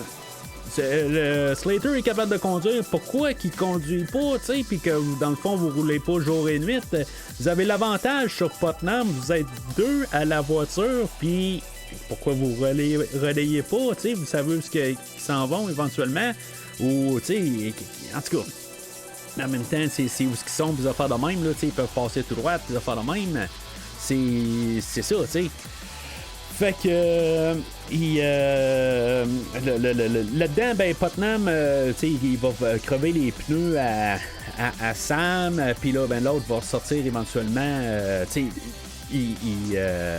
c'est juste des incidents là-dedans, mais c'est drôle pareil parce que souvent Christian Slater il arrive, est-ce qu'on arrête pour juste manger quelque chose, qu'on s'assied, on fait un peu le vide là, quelques minutes, puis là Sam il dit bon non, on va continuer. Puis finalement, comme quand ils ont les pneus crevés, il arrive et il dit finalement, je pense qu'on va avoir le temps de s'asseoir pour prendre un café. Non, peut-être qu'il va falloir se dépêcher d'aller au garagiste, là, mais bon. Mais tu sais, ils font ce gag-là 2 fois. 2 fois, je pense, quelque part, quand la voiture est remorquée, c'est la même affaire. Ils disent, on peut-tu manger sur place? Puis finalement, c'est ça, la voiture est remorquée. Ils disent, je pense que finalement, on va avoir le temps de manger sur place. Et attendre la remorque ou un taxi, quelque chose de même, là, c'est possible aussi, mais tu sais, c'est comme un peu un running gag que finalement, le personnage de Putnam essaie là, de détruire la voiture de l'autre, ou en tout cas les retarder pour que Putnam, lui étant un crétin, quelque part, lui, c'est un crétin, mais c'est son gagne-pain. Mais là, tu sais, c'est comme... Il me semble que tout le monde devrait être sur la route pour essayer là, de retrouver pour retrouver Jimmy et Corey, là, tu sais. Mais ils ont comme mis ça là, dans le sens là, que Putnam, là, c'est un enfoiré, puis c'est tout, là. Puis c'est ça, éventuellement, il a fallu qu'ils filment ça tout chronologique parce que le budget serré faisait que s'ils démolissent la voiture, que tu sais, à quelque part, la voiture était démolie, il n'y avait pas de rechange des affaires de même. Là. Fait que tu sais, tout est pas mal chronologique là-dedans. Puis c'est ça. Là-dedans, pendant ce temps-là, on a notre trio là, d'adolescents là, qui finalement ils arrivent à un village puis qui vont croiser l'adversaire un autre adversaire dans le fond là, du film, puis une autre grosse annonce là, pour Nintendo dans le fond. Je n'en parle pas beaucoup de Nintendo là, depuis un bout là, mais c'est ça, la job de Nintendo, eux autres, c'est d'essayer là, de mettre des produits à l'écran, puis pour qu'on se dise hey, c'est le fun, ils jouent à Contra, ils jouent à Mega Man, le grand Mega Man 2 plutôt. C'est toutes des affaires de même. Ils jouent à Mario 2, ils jouent à Zelda, ils jouent à Teenage Mutant Ninja Turtles. Puis on les voit souvent jouer à Teenage Mutant Ninja Turtles. Puis je pense que c'est pas pour rien parce qu'ils essaient de passer ce maudit jeu-là. Puis ils sont pas capables de passer le premier tableau. Là. Mais éventuellement, Sam arrive et il dit je suis rendu au 3e tableau, j'ai eu tel scroll, des affaires de même. En tout cas, c'est un peu. Mais tu sais, tu regardes le langage, tu te dis, tu sais, ça fit avec le jeu, tu sais, ils savent de quoi ils parlent, là. Mais, c'est ça, ils vont croiser le personnage de Lucas, que lui, c'est un super joueur, dans le fond, que lui, ben, c'est clair que c'est un super joueur. Parce que là, tu sais, quand il sort la Power Glove, là, on annonce la Power Glove dans le temps, mais je sais pas si elle était sortie ou allait sortir, quelque chose de même. Probablement le plus bel accessoire de jeu vidéo de tous les temps. Là. Ça, je vais tenir là-dessus. Je vais mourir sur cette montagne-là. C'est probablement la manette qui a l'air la plus cool à tout jamais. C'est l'affaire. Honnêtement, Nintendo, vous ressortez la Virtual Boy dans cet incite. C'est la manette Power Glove qu'il voulait que vous ressortez. Vous avez la technologie pour faire le Power Glove un succès aujourd'hui. Qu'est-ce que vous attendez? Je sais que vous écoutez, je sais que vous êtes à premier visionnement puis vous écoutez en ce moment. Pourquoi vous ressortez pas la Power Glove? Parce que c'était une merde. C'était vraiment une merde en 1989 quand tu essayais de jouer à quelque chose. J'en ai eu une Power Glove, je suis certain que je l'ai encore. C'est impossible que j'ai jeté ma Power Glove, je suis plus capable de la trouver dans la maison. Mais elle doit être dans le fond d'une boîte à quelque part. Je sais pas où, mais en tout cas, jamais je vais accepter que j'ai jeté la Power Glove. Là, c'est impossible. J'ai jeté mes Nintendo Power. J'en avais tellement de Nintendo Power qui était dans le fond aussi là, une des raisons aussi qui aidait là, les gens là, à embarquer là, dans le monde de Nintendo à l'époque, là, mais j'en ai jeté plusieurs. Là, puis ça me crève le cœur quand je pense à ça. Là. J'ai gardé, je pense, ma copie là, de Nintendo, de Mega Man 2, dans le fond, là, c'est la seule que j'ai gardée. Puis je pense le guide là, pour Mario Bros 3, dans le fond, c'est connecté un peu avec le film d'aujourd'hui de même, là, mais je pense que c'est les seuls. Là. Peut-être Ninja Gaiden 2 aussi, il avait sorti un guide là, qui était très beau. Là, fait que c'était très le fun. Mais je me suis débarrassé du reste, là, puis je m'en veux aujourd'hui. Là. Ben bon. Je suis certain que je me suis pas débarrassé de la Power Glove qui bon, retournant au film, la Power Glove, Lucas est capable de jouer à Rad Racer, pas de problème avec la Power Glove. Tu sais, honnêtement, là, c'est vraiment babiole qui vaut de la merde. Ça a l'air full facile dans le jeu, tout ça. Mais tu sais, si Lucas, là, il est capable de contrôler la manette, le Power Glove pour jouer à Rad Racer, c'est le joueur ultime. Il n'y a personne qui peut le battre. Je veux dire, il est meilleur qu'un ordinateur. C'est certain, là. Il n'y a pas le choix, là. Je veux dire, ça marche pas, cette affaire-là. Bien sûr, tu sais, les annonces à la télé pour la Power Glove, tu sais, genre, ils mettaient de pouvoir jouer à Punch-Out, des affaires de même, puis je pense que c'est la première affaire que j'ai faite. Puis je pense que j'en ai parlé dans mon épisode de Punch-Out, là, de Autopsie de jeux vidéo, mais ça marche pas, là, tu sais, je veux dire, le Glass Joe est difficile comme tout, c'est Mike Tyson, genre... ou Mr. Dream, là, pour certains, là, mais en tout cas, c'est Mike Tyson avec la Power Glove, là, il est imbattable. Là, il est battable, là, mais je veux dire, Von Kaiser qui suit, là, je l'ai jamais réussi à le battre avec une Power Glove. Là. C'est de la merde, cette machine-là. Mais Nintendo, encore une fois, je vous le dis, sortez la Power Glove en accessoire comme manette pour la Switch. Vous avez la technologie pour qu'elle marche cette fois-là, tu sais. Mais bon. Peut-être ironiquement, peut-être qu'il va sortir éventuellement là, avec peut-être ou peut-être pas là, le succès là, du Virtual Boy, on verra bien là. Mais bon, fait que je trouverais ça tellement drôle là. Fait que le personnage de Lucas, c'est ça, tu sais, il est comme placé comme genre joueur ultime, puis que Jimmy, ben là, tu sais, il est comme intimidé par comment il est bon, tout ça. Mais c'est tellement drôle quand Lucas, tu sais, l'acteur a rien fait là, par la suite, là, ben, c'est virtuellement rien, là, il est reconnu pour rien d'autre, là. Mais tu sais, il dit I love the Power Glove, it's so bad. Oui, it's so bad, it's trash, man. C'est en tout cas, c'est vraie poubelle.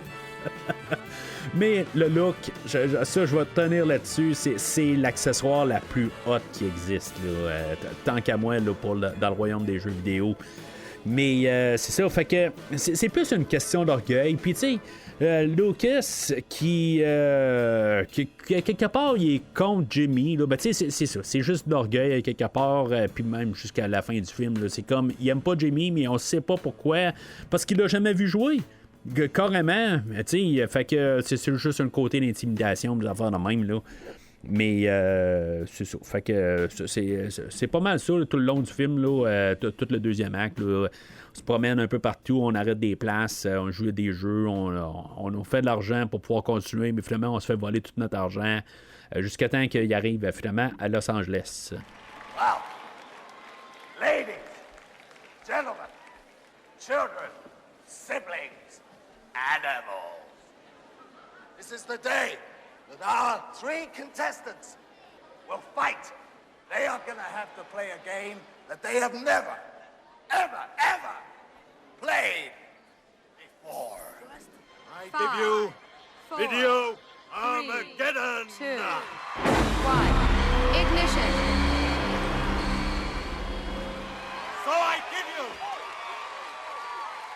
Super Mario Brothers 3! Fait que notre trio arrive à Los Angeles. Ben, notre trio, tout le monde arrive à Los Angeles un peu partout, là. Même Madame Bateman, là, la mère là, de Jimmy, là. Mais elle arrive avec son chum. Hey, on est en vacances, on vient voir Universal, tout ça. Ben, tu sais, je pense qu'on les voit pas arriver, là. C'est juste éventuellement on va les croiser là, de même, là, tu sais, comme par hasard, là, tu sais, qui sont en train de visiter Universal, là. Mais avant d'arriver là, ben c'est ça, il arrive. Puis là, ben tu sais, il faut former Jimmy parce que là, tu sais, on arrive, il reste 3 jours pour la compétition. Fait que il faut qu'il s'habitue à tous les jeux, là. Tu sais, quelque part, tu sais. Lucas, lui, avait dit qu'il y avait 97 jeux, fait que, je sais pas, ils prennent comme en note qu'il y a 97 jeux Nintendo, fait qu'il faut qu'il devienne un expert dans tous les jeux s'il se passe quelque chose. Il n'y a pas tous les jeux qui sont accessibles, il faut s'entendre là, sur 97. Tu sais, les Dragon Warrior ou Dragon Quest là, japonais, là, mais Dragon Warrior qui s'appelait ici en Amérique du Nord, je pense pas qu'il va rentrer en compétition là, ou Final Fantasy. Là. Je pense pas que c'est des Ultima ou des affaires de même, là, des RPG, je pense pas que ça embarque en compétition. Mais sinon, ben, il doit avoir des Excite Bike, il doit avoir des jeux là, pour avoir des points. Fait que, tu sais, c'est ça, c'est quelque chose que j'ai jamais regardé, honnêtement, là, les points dans les jeux. Là, ça. J'ai jamais vraiment compris le but là-dedans. Là.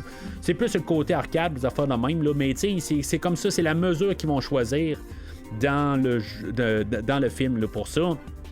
Fait que, tu sais, on le voit jouer aussi à Ninja Gaiden, que, tu sais, dans le fond, ça va être le jeu là, qui va être utilisé, là, mais, tu sais, bon, c'est comme des archives, c'est comme les jeux populaires, Contra, Metroid, tous des jeux qu'on peut connaître, qui va se pratiquer dessus.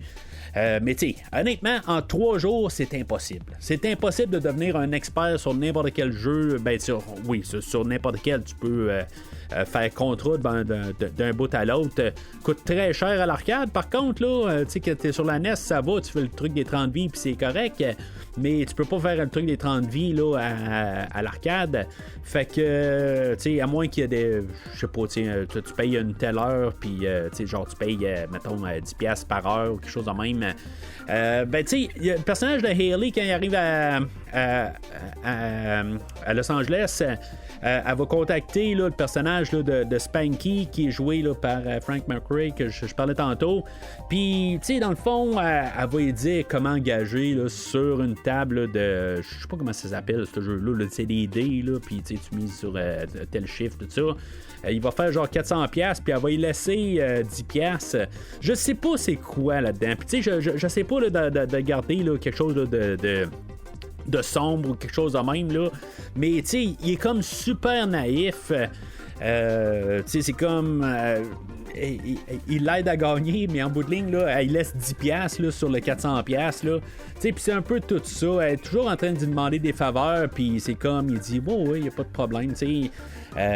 Mais c'est ça. Tu sais, c'est vraiment étrange un peu cette partie-là, puis pourquoi que son père est jamais là. Ça, c'est une autre partie aussi que je comprends pas là-dessus, mais tu sais, souvent son père est impliqué dans les discussions, mais probablement que peut-être que son père est jamais là. Il existe peut-être pas, il est peut-être mort, quelque chose de même. Parce que c'est ça, il va se ramancher sur Hailey, puis finalement, ben, elle qu'elle avait fait à croire qu'elle habitait dans une grande maison, des affaires de même, là, ben, c'est une grande maison, mais dans le fond, c'est une grande roulotte. Puis que finalement, ben, c'est ça, elle est genre au milieu du désert, puis c'est à peu près ça, il n'y a absolument rien alentour. Fait que là-dedans, ben, notre super compétent Putnam a réussi à trouver la maison à Hailey, puis pouvoir, pouvoir reprendre Jimmy puis partir avec. Dans le fond, lui, il est engagé pour prendre Jimmy, mais pas Corey. Tu sais, c'est comme... dans le fond, c'est ça, Jimmy, c'est pas le garçon à Christine. Fait que elle, en guillemets, elle n'a rien à foutre de Corey. Tu sais, c'est comme... c'est Jimmy qu'elle veut avoir, là, tu sais. Fait que, tu sais, je sais pas, là, tu sais, il manque un peu des deux, là, tu sais, je veux dire, tu trouves un enfant, ramène l'autre aussi, là, tu sais, mais c'est ça, l'autre, là, c'est un vrai crétin aussi, là, puis il vire fou, plus ça va, là. Tu sais, il y a un bout de quelqu'un, il réussit à, tu sais, on voit, là, dans les montages au travers, là, qu'il cherche tous des enfants, là, puis, tu sais, il pense les trouver, puis comme il les prend par l'épaule super raide, tout ça, puis finalement, il se rend compte que c'est pas eux autres. Puis tu sais, dans le fond, à chaque place qu'ils rentrent, là, c'est comme hey toi, t'as-tu déjà vu ces enfants-là se promener? Tu sais, c'est comme là, regarde, mange la marde, là. Tu sais, demande-moi pas des renseignements, je t'en donnerai pas, là, t'es même trop un crétin. Fait que tu sais, c'est comme ça. À quelque part, comment il a réussi à faire sa vie avec ça, je sais pas, là. Sinon, ben. Qui réussit même éventuellement la première fois là, qu'il trouve. Il trouve par Corey, puis qui commence à le brasser. Il dit mon petit tas de marde, dans le fond, là, ton frère, il est où? Puis finalement, il commence à aller le trouver pendant que Jimmy est en train de jouer aux arcades. Puis, tu sais, quelque chose que ça a l'air. Dans le commentaire audio, il arrive, il dit que c'était un peu drôle à l'époque. Mais c'est clair que ça passera pas aujourd'hui, là. Ça, c'est clair, là. Ben, c'est ce qu'il dit, puis c'est ce que je pensais aussi, là. Parce qu'en bout de ligne, Hailey, dans le fond, pour qu'il puisse lâcher Jimmy Putnam, ben, elle va dire, hey, il m'a touché un sein. Puis, tu sais, je veux dire, hey, ça passerait tellement pas aujourd'hui, là. Genre, il se ferait arrêter, puis, tu sais, il serait pas juste comme. Tu sais, expulsé du casino, là, ou en tout cas, peu importe où c'est l'aire de jeu, là. Tu sais, c'est comme ça marcherait pas de même, là. C'est comme, il serait vraiment dans le trouble, le gars, là. Mais tu sais, finalement, il est juste comme genre expulsé, puis finalement, il faut qu'il trouve une autre manière là, de retrouver Jimmy, puis finalement, il se ramasse chez Hailey, puis tu sais, puis là, ben, ils vont partir en voiture, puis là, ben, Hailey, elle va contacter encore Spanky, puis que Spanky va contacter là, ses collègues, puis ils vont comme. C'est tous des truckers, puis qui vont comme encercler là, la voiture là, de Putnam. Puis, tu sais, Spanky va dire, hey, tu as touché un sein, tu sais, hey. L'aurais-tu démoli dans la vraie vie, là? Je veux dire, maintenant j'aurais été Spanky, quelque chose de même, là. L'aurait ramassé Putnam, là. Tu sais, je veux dire, ça serait pas juste un œil au beurre noir, là. Ça serait. Je suis pas sûr, ça serait pas démembré, là. Fait qu'en tout cas, tu sais, mais c'est correct, c'est joué un peu dans un sens de pas le prendre au sérieux, là. Tu sais, puis c'est l'humour 89, mais tu sais, en 2026, là, le remake direct du film aujourd'hui, là, ça serait un total autre film, là, juste avec cette petite affaire-là, là. Puis, tu sais, en même temps, ben, j'ai parlé d'une couple d'affaires, je sais pas si, je veux dire, comme toute la vie à Hailey, là, je veux dire, c'est comme, on regarde ça, là, vraiment rose, là, mais il y a quelque chose, là, qui marche pas dans son passé, là, si, mettons, on pense un peu plus loin. Il faut juste penser en surface, puis prendre vraiment tout ce qu'ils disent là, pour du cash carrément, là, puis qu'il n'y a rien de plus que ça, mais c'est ça. Tu sais, je veux dire, c'est comme quand on analyse trop, ben c'est ça que ça fait, là. Puis c'est ça, ma job au podcast, c'est juste analyser trop des fois, là, puis partir là, dans une dérape. Mais tu sais, il faut savoir juste un peu s'en reculer aussi, là-dessus, puis tu sais, essayer de prendre ça juste pour qu'est-ce qu'on a essayé d'apporter à l'écran.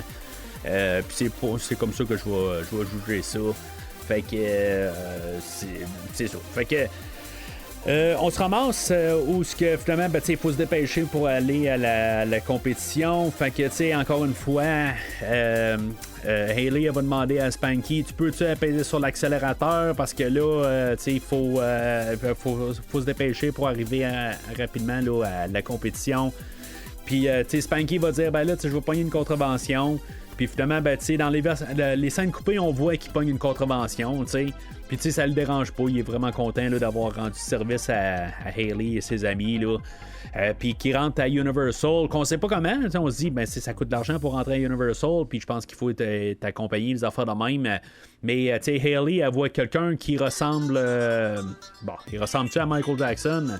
Je pense pas, je sais même pas si Michael Jackson était rendu blanc là, à ce temps-là, là.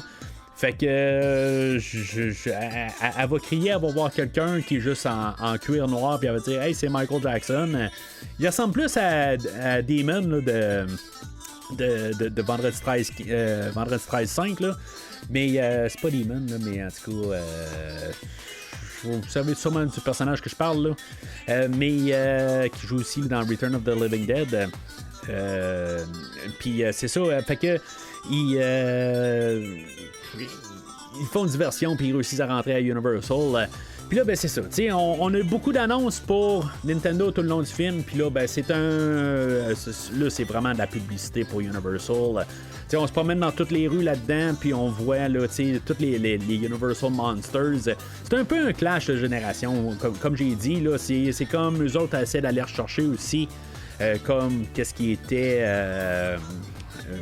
populaire à l'époque aussi, là, les Frankenstein qui se promènent, ou les monstres de Frankenstein plutôt, qui se promènent dans les rues là, de Universal. Il y a un Wolfman, il y a des Dracula, ça on la regarde un peu partout. J'ai pas vu de momie, je sais pas vraiment regarder honnêtement là, partout, là, mais comme par hasard, là, mon œil s'est dirigé vers Dracula que si tu regardes pas à bonne place, je pense que tu le vois pas, là, fait qu'il y a probablement une momie à quelque part aussi.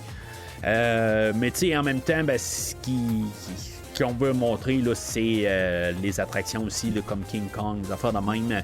Mais en même temps, ben, tous les producteurs, je pense que même à Universal, c'était aussi les enfants, aussi le danger, un bout de ce qui va... Putnam va se pointer, puis que dans le fond, ils vont se sauver de lui, puis il y a comme un peu de danger là-dedans pour les enfants aussi, là, qu'ils vont se promener là, sur un petit minibus, des affaires de même là, pour trimballer les visiteurs, des affaires de même. Là. Fait que il y a un peu de danger, des affaires de même. Je suis pas sûr que c'est vraiment Universal là, dans ce côté-là là, qui voulait empêcher qu'on voie là, toutes comme les attractions, là, les grosses attractions pour attirer du monde. Mais il aurait dû quasiment en avoir un petit peu plus, là, c'est ce que je me dis. Là, ça aurait été intéressant de voir Jaws, des affaires de même. Là. Mais c'est ça, on voit pas ça. Malheureusement, on a King Kong, puis je veux dire, dans le fond, s'il y en a un que je veux voir, c'est bien King Kong. Là. Cette attraction-là a brûlé, je pense, en 2008 ou 2009. Là, fait que, elle n'existe plus, mais je veux dire, ça avait l'air quand même assez impressionnant, puis quand même peut-être le fun. J'aimerais ça aller, si j'aurais à choisir entre Disney puis Universal, c'est Universal que j'aimerais, je pense, le plus aller entre les deux parcs. Là, mais je sais même pas si est encore... oui, c'est vrai, j'ai une collègue de travail qui est allée, je pense, à Universal il y a vraiment pas longtemps. Là. Fait que c'est quelque chose qui m'intéresserait plus. Là, mais c'est quand même des voyages, puis avec le temps d'aujourd'hui, là, tout coûte cher en fou. Là. Mais bon, ça serait peut-être... éventuellement, j'aimerais peut-être aller faire un tour là. Fait qu'en tout cas... il y a eu une dernière course là, avec Putnam. Là. On a eu aussi là, ils sont rentrés là, à Video Armageddon. Puis que, c'est ça, dans le fond, Jamie a passé la première étape là, d'être un des finalistes. Il y a plein de personnes, puis c'est comme... Il n'y avait pas de compétition. Là. Ça a l'air que, c'est parce qu'à Québec, là, on n'a rien. Honnêtement, là, comme dans les cinémas, là, on a genre juste 5 cinémas, je pense. On a celui à Beauport, on a celui-là à Sainte-Foy. Puis on a les 2 claps, puis on a un à Saint-Raymond, on a un, je pense, à Rive-Sud. Puis ça ressemble à ça comme cinéma. On n'a rien, là, en fait, là, d'entertainment ou de... Oui, on a le centre Vidéotron, le centre de foire, des affaires de même, là. Mais tu sais, genre de compétition. Tu sais, aujourd'hui, c'est un autre temps. Tu sais, aussi, il faut rajouter ça, mais même en 2026, là, on n'a rien. Puis dans ce temps-là, on a encore moins d'affaires. Tu sais, je veux dire, on est vraiment plate au Québec en 1989. Là. Puis même, tu sais, genre 90, tout ça. Tu sais, je veux dire, on entend parler là, de compétition de jeux, puis tu sais, ça n'existe pas. Tu sais, je me rappelle, j'étais allé à Ronde, genre en 2000, je sais pas, peut-être en 1996, 97, dans le temps qu'il y avait la Nintendo 64, je pense, me semble c'est ça. Puis que, tu sais, c'était comme, il y avait comme un kiosque Nintendo, puis je pense que j'ai rentré un peu, là, puis je veux dire, j'étais fasciné, là, c'est comme, on n'a pas ça à Québec, on n'a rien à Québec, tu sais, c'est comme, c'était comme fascinant, là, mais je m'en rappelle même pas, là, de qu'est-ce qu'il y avait là-dedans, là. Mais tu sais, déjà qu'il y a une bâtisse qui est marquée Nintendo dessus, c'est comme, wow! C'est ça, tu sais, fait que ça, c'est petit Québec, c'est... Fait que on se ramasse à la compétition, mais ça c'était pour dire que finalement, ben, tu sais, genre à partir de 90, ça existait vraiment des compétitions de Nintendo, des affaires de même, ce qui était pas là, en 89, ça a peut-être influencé le film d'aujourd'hui. Ça me fait penser dans la Nintendo Power que j'avais là, il y avait beaucoup de jeux qui avaient comme un système de points, puis je sais pas si c'était pour ça, je comprenais pas pourquoi il y avait des points pour des jeux, puis dans le fond ça disait c'était quoi le premier jeu, des affaires de même là, mais tu sais, c'était peut-être juste aussi là, du monde qui appelait pour dire que c'était des tel fans, des affaires de même là, parce qu'il n'y avait pas d'internet pour commencer à voter pour ton meilleur jeu d'humour, des affaires de même là. Mais bon, c'est peut-être eux autres aussi à l'interne là, qui décidaient ça, j'ai aucune idée là. Sinon, ben, on arrive à Video Armageddon, qui là, la compétition est sur Ninja Gaiden. Le grand Ninja Gaiden, pareil, c'est un jeu là, que je trouve qui est pas assez parlé. Là. La trilogie sur la Nintendo, ok, le troisième jeu, là, fait vraiment une grosse déception. Là. Je possède les 3 jeux là, pratiquement parfaits en boîte. Là. Grand fan là, des 2 premiers. Puis le deuxième, là, tu sais, honnêtement, c'est ma Ninja Gaiden 2, Mega Man 2, je sais pas c'est quel mon jeu préféré là, de la NES, là. Mais, tu sais, Ninja Gaiden 1, très excellent jeu aussi, là. Mettons au prorata, Mega Man 1, Mega Man 2. Mega Man 2 est largement... il plante Mega Man 1. Ninja Gaiden 1, Ninja Gaiden 2, j'aime mieux Ninja Gaiden 2, mais... Ninja Gaiden 2 et Ninja Gaiden 1, un jeu très très solide pareil. Là. C'est, la marge est moins différente entre Ninja Gaiden que Mega Man. C'est juste pour dire ça. Là. C'est ça, en tout cas. Fait que la compétition est là-dessus. T'sais, des fois, on en regarde, puis l'écran ne fit pas vraiment avec qu'est-ce qui joue, les affaires de même. Là. C'est dans le fond, encore une fois, là, c'est des écrans qui sont... préenregistré, puis des fois même dans le montage ils disent qu'il reste il reste 2 minutes ou 90 secondes, puis on voit le compteur, c'est marqué 1 minute. Il y a plein d'affaires dans le montage qui marchent pas tout à fait.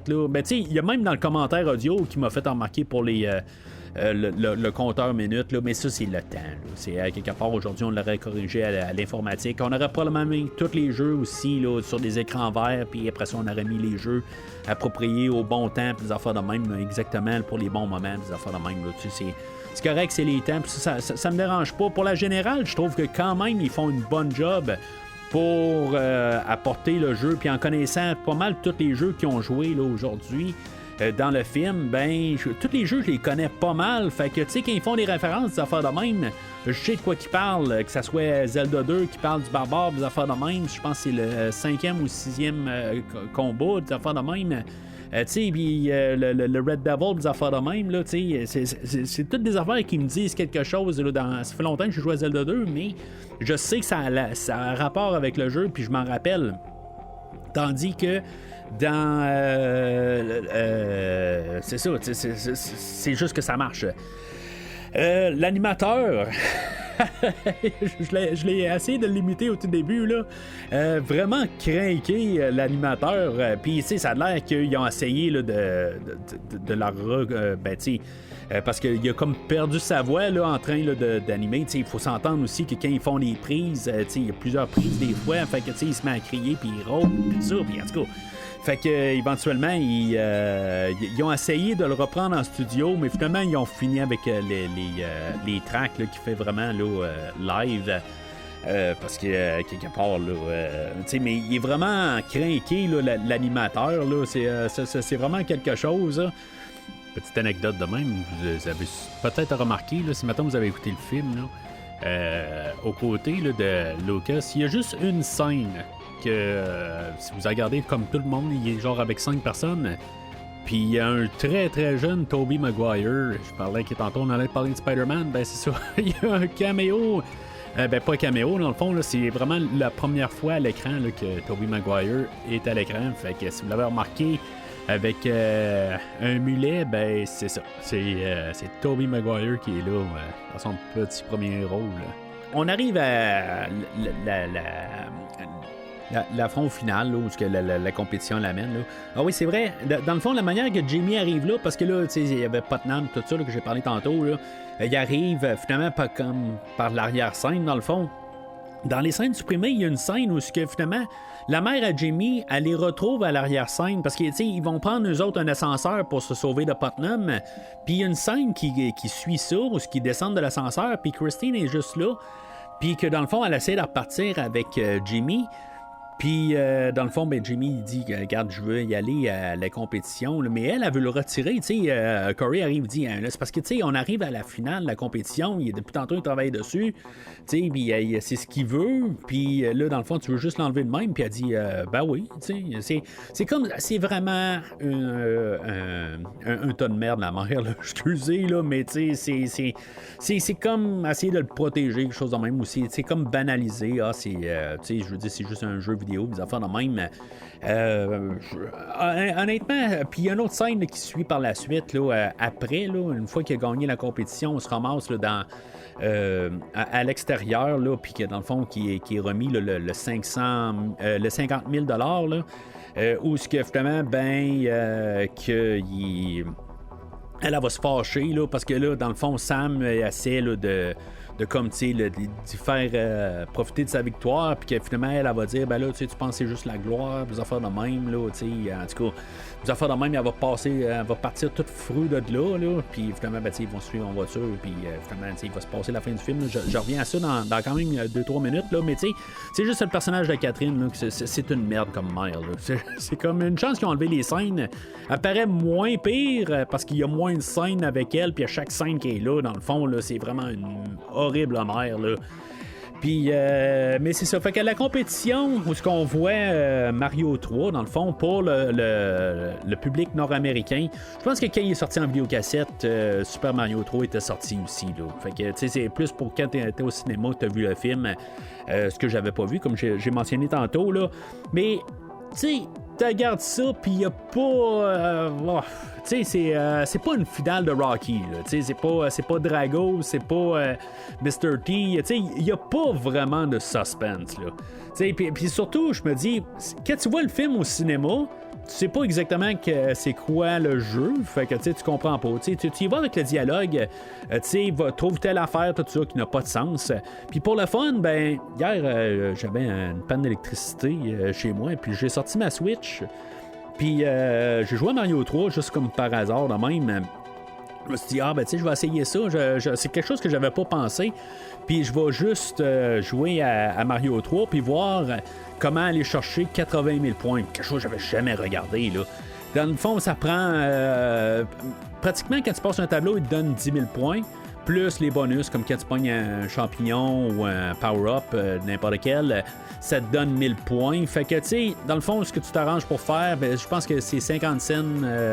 Une scène, c'est 50 points.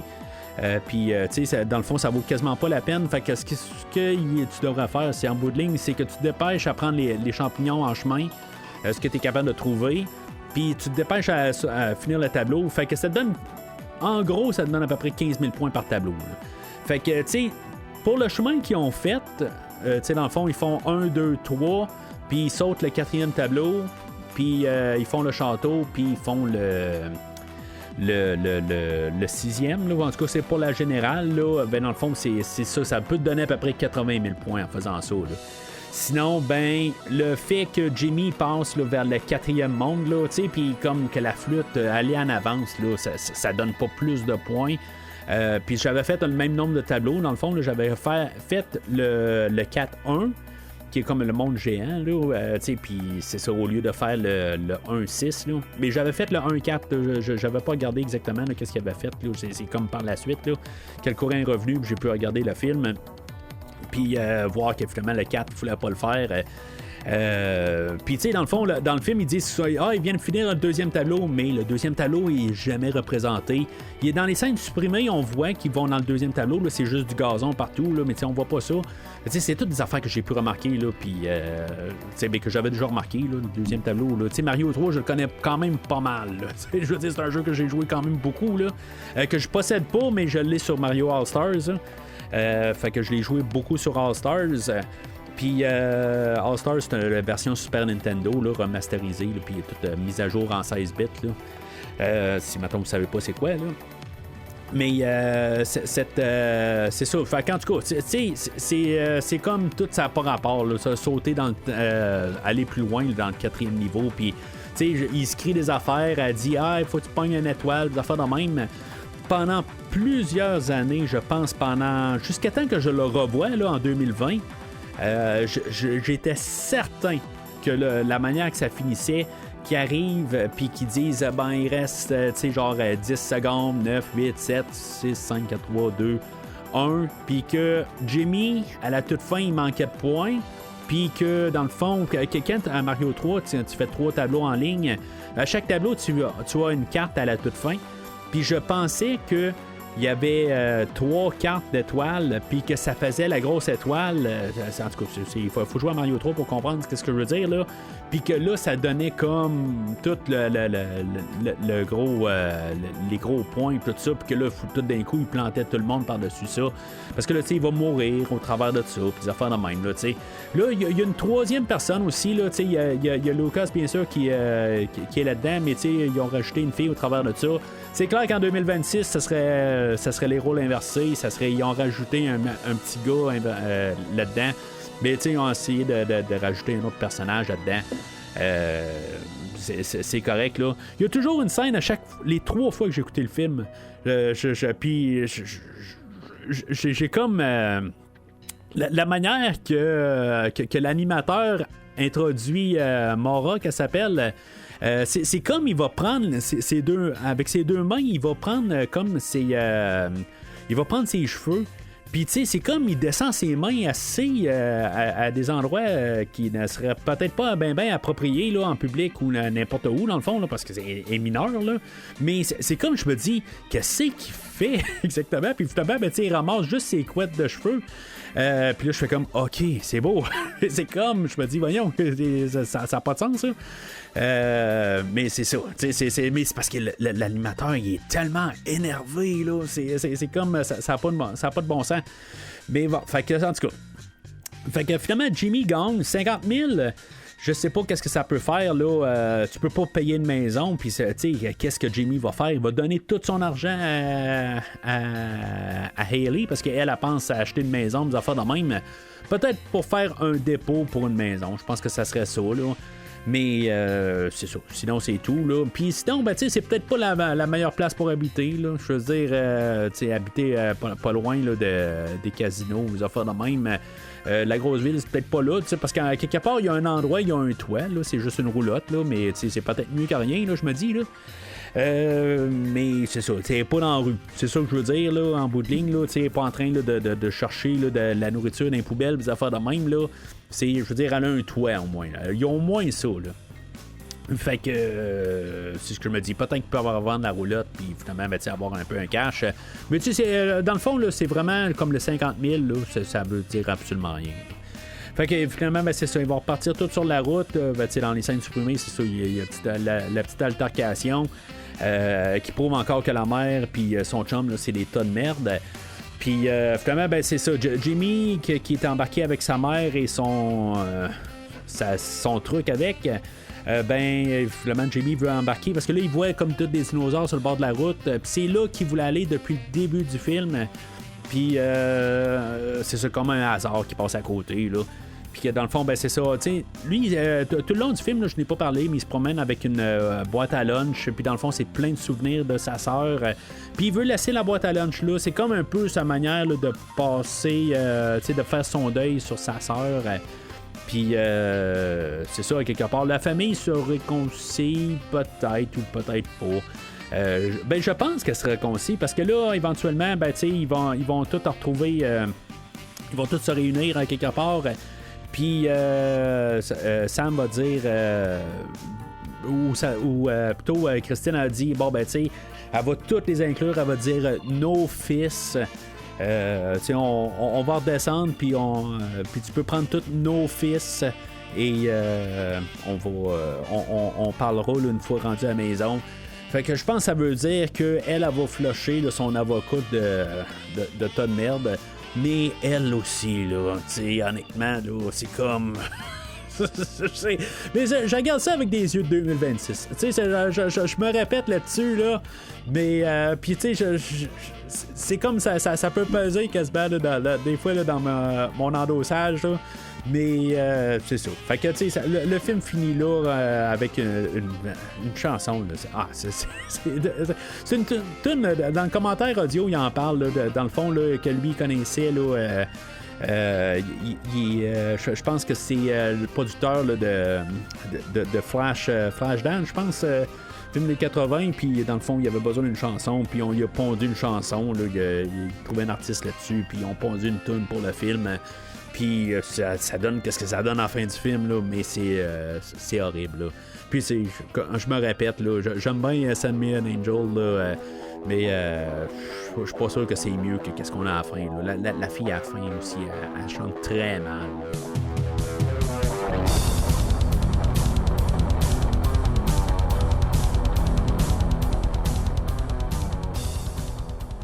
Fait que le film, tu sais, c'est un film général, c'est un film qui, tu sais, s'il n'y avait pas, je pense, Nintendo à accrocher à ça, puis s'il n'y avait pas, tu sais, une raison historiquement de cinéphile à regarder ce film-là, c'est un film qui tomberait dans l'oubli. Honnêtement, il n'y aurait à peu près aucune raison là, que ce film-là existe. La version Shout Factory a été surdemandée sur, tu sais, dans le fond, parce que je pense pour son côté historique, nostalgique, tout ça. Mais, tu sais, comme la tête des nuages que je connaissais, là, Fred Savage, tu sais, je pense même pas que ça existe en Blu-ray. Puis c'est le genre de film familial qui n'a même pas, tu sais, qui a aucune raison. Puis plusieurs films que j'ai vus dans ce temps-là, je suis pas mal sûr qu'il n'y a pas de, tu sais, que je n'ai même pas vraiment d'intérêt à revoir. Là. Honnêtement, j'aimais pas ça, là, La tête dans les nuages. C'est pas un film qui m'intéressait. Là. Fred Savage, dans le fond, il y avait juste une scène où, dans le fond, il se promenait avec un tricycle, puis que je pense c'était comme un gars d'armée, là, je tripais sur J. Joe dans le temps, là, fait que, tu sais, c'est comme, ok, mais tu sais, genre, qu'il y avait comme un gros baveux du quartier, là, qui l'avait pas, qui voulait, qui l'écœurait tous les jours, genre, puis que dans le fond, il y avait comme son fusil à eau, là. Mais dans le fond, il avait mis de la piste dedans, là, puis il tire ça dans la face. C'est comme la seule affaire que je me rappelle de ce film-là, puis que tu sais, je trouvais ça tellement comme... Ben, je trouvais ça hot pour le temps, mettons, là, tu sais, comme c'était tellement con, là, mais en tout cas, fait que... Là-dedans, c'est ça. Fait que, tu sais, on s'en remet pour l'époque. Ça me ramène un peu dans mon jeune temps. C'est nostalgique. Je suis capable d'endosser le film, tu sais, puis c'est sûr, tu sais, il y a un côté nostalgique, mais tu sais, comme film lui-même, c'est correct, là. Tu sais, honnêtement, là, c'est pas à tout casser. Pour la vision de jeux vidéo, tout ça, c'est le fun. Tu sais, c'est comme je peux revoir le film comme enfant, puis dire, hey, c'est hot. Tu sais, je veux dire, t'envoies des jeux, puis tu peux comme un peu sais, de te placer à leur place, puis dire comme, hey, c'est ces jeux-là, c'était le fun de jouer ça, tout ça.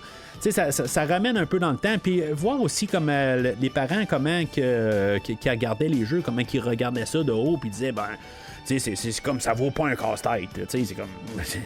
Oui, c'est mieux qu'un casse-tête. Je pense que c'est plus intelligent de jouer au Monopoly, tirer un dé, puis se promener alentour, puis acheter des propriétés de faux argent. Tu sais, c'est comme. Voyons, c'est comme. Tu peux te casser la tête littéralement là, dans un jeu de Zelda, puis tu cherches des affaires, puis tu sais, le cerveau travaille plus dans un jeu vidéo généralement. Puis ça travaille aussi le côté les motricités, puis des affaires de même. T'sais, des fois, il y a des jeux plus qu'il faut que tu penses rapide, des affaires de même. Fait que, tu sais, moi, en tant que tel, j'ai toujours été pour un peu cette idée-là de jeux vidéo, mais c'est le genre d'argument qu'on n'entend pas souvent. Mais, tu sais, c'est comme le contre-argument que j'ai tout de suite dans ma tête, que c'est des jeux pour juste des... puis qu'ils disent carrément, littéralement dans le film, là, c'est pas juste des idiots. Non, c'est vraiment, il y a un côté moteur qui peut se construire dans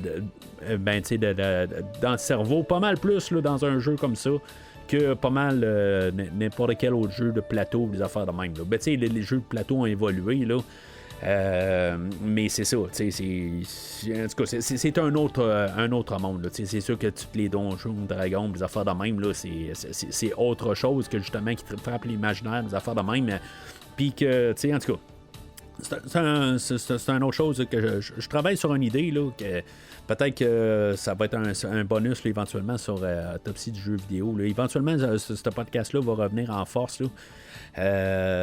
Mais c'est ça. Fait que aujourd'hui, le film d'aujourd'hui, c'est ça. Puis il faut pas trop penser plus que qu'est-ce qu'on a à l'écran. Ça, c'est important, là, parce que là, sinon, je veux dire, on se pose bien des questions de l'historique là, de Hailey, puis de Spanky, puis, tu sais, avec Putnam, puis, tu sais, il y a des affaires vraiment inappropriées, là, dans le film, si on pense un petit peu plus loin, là.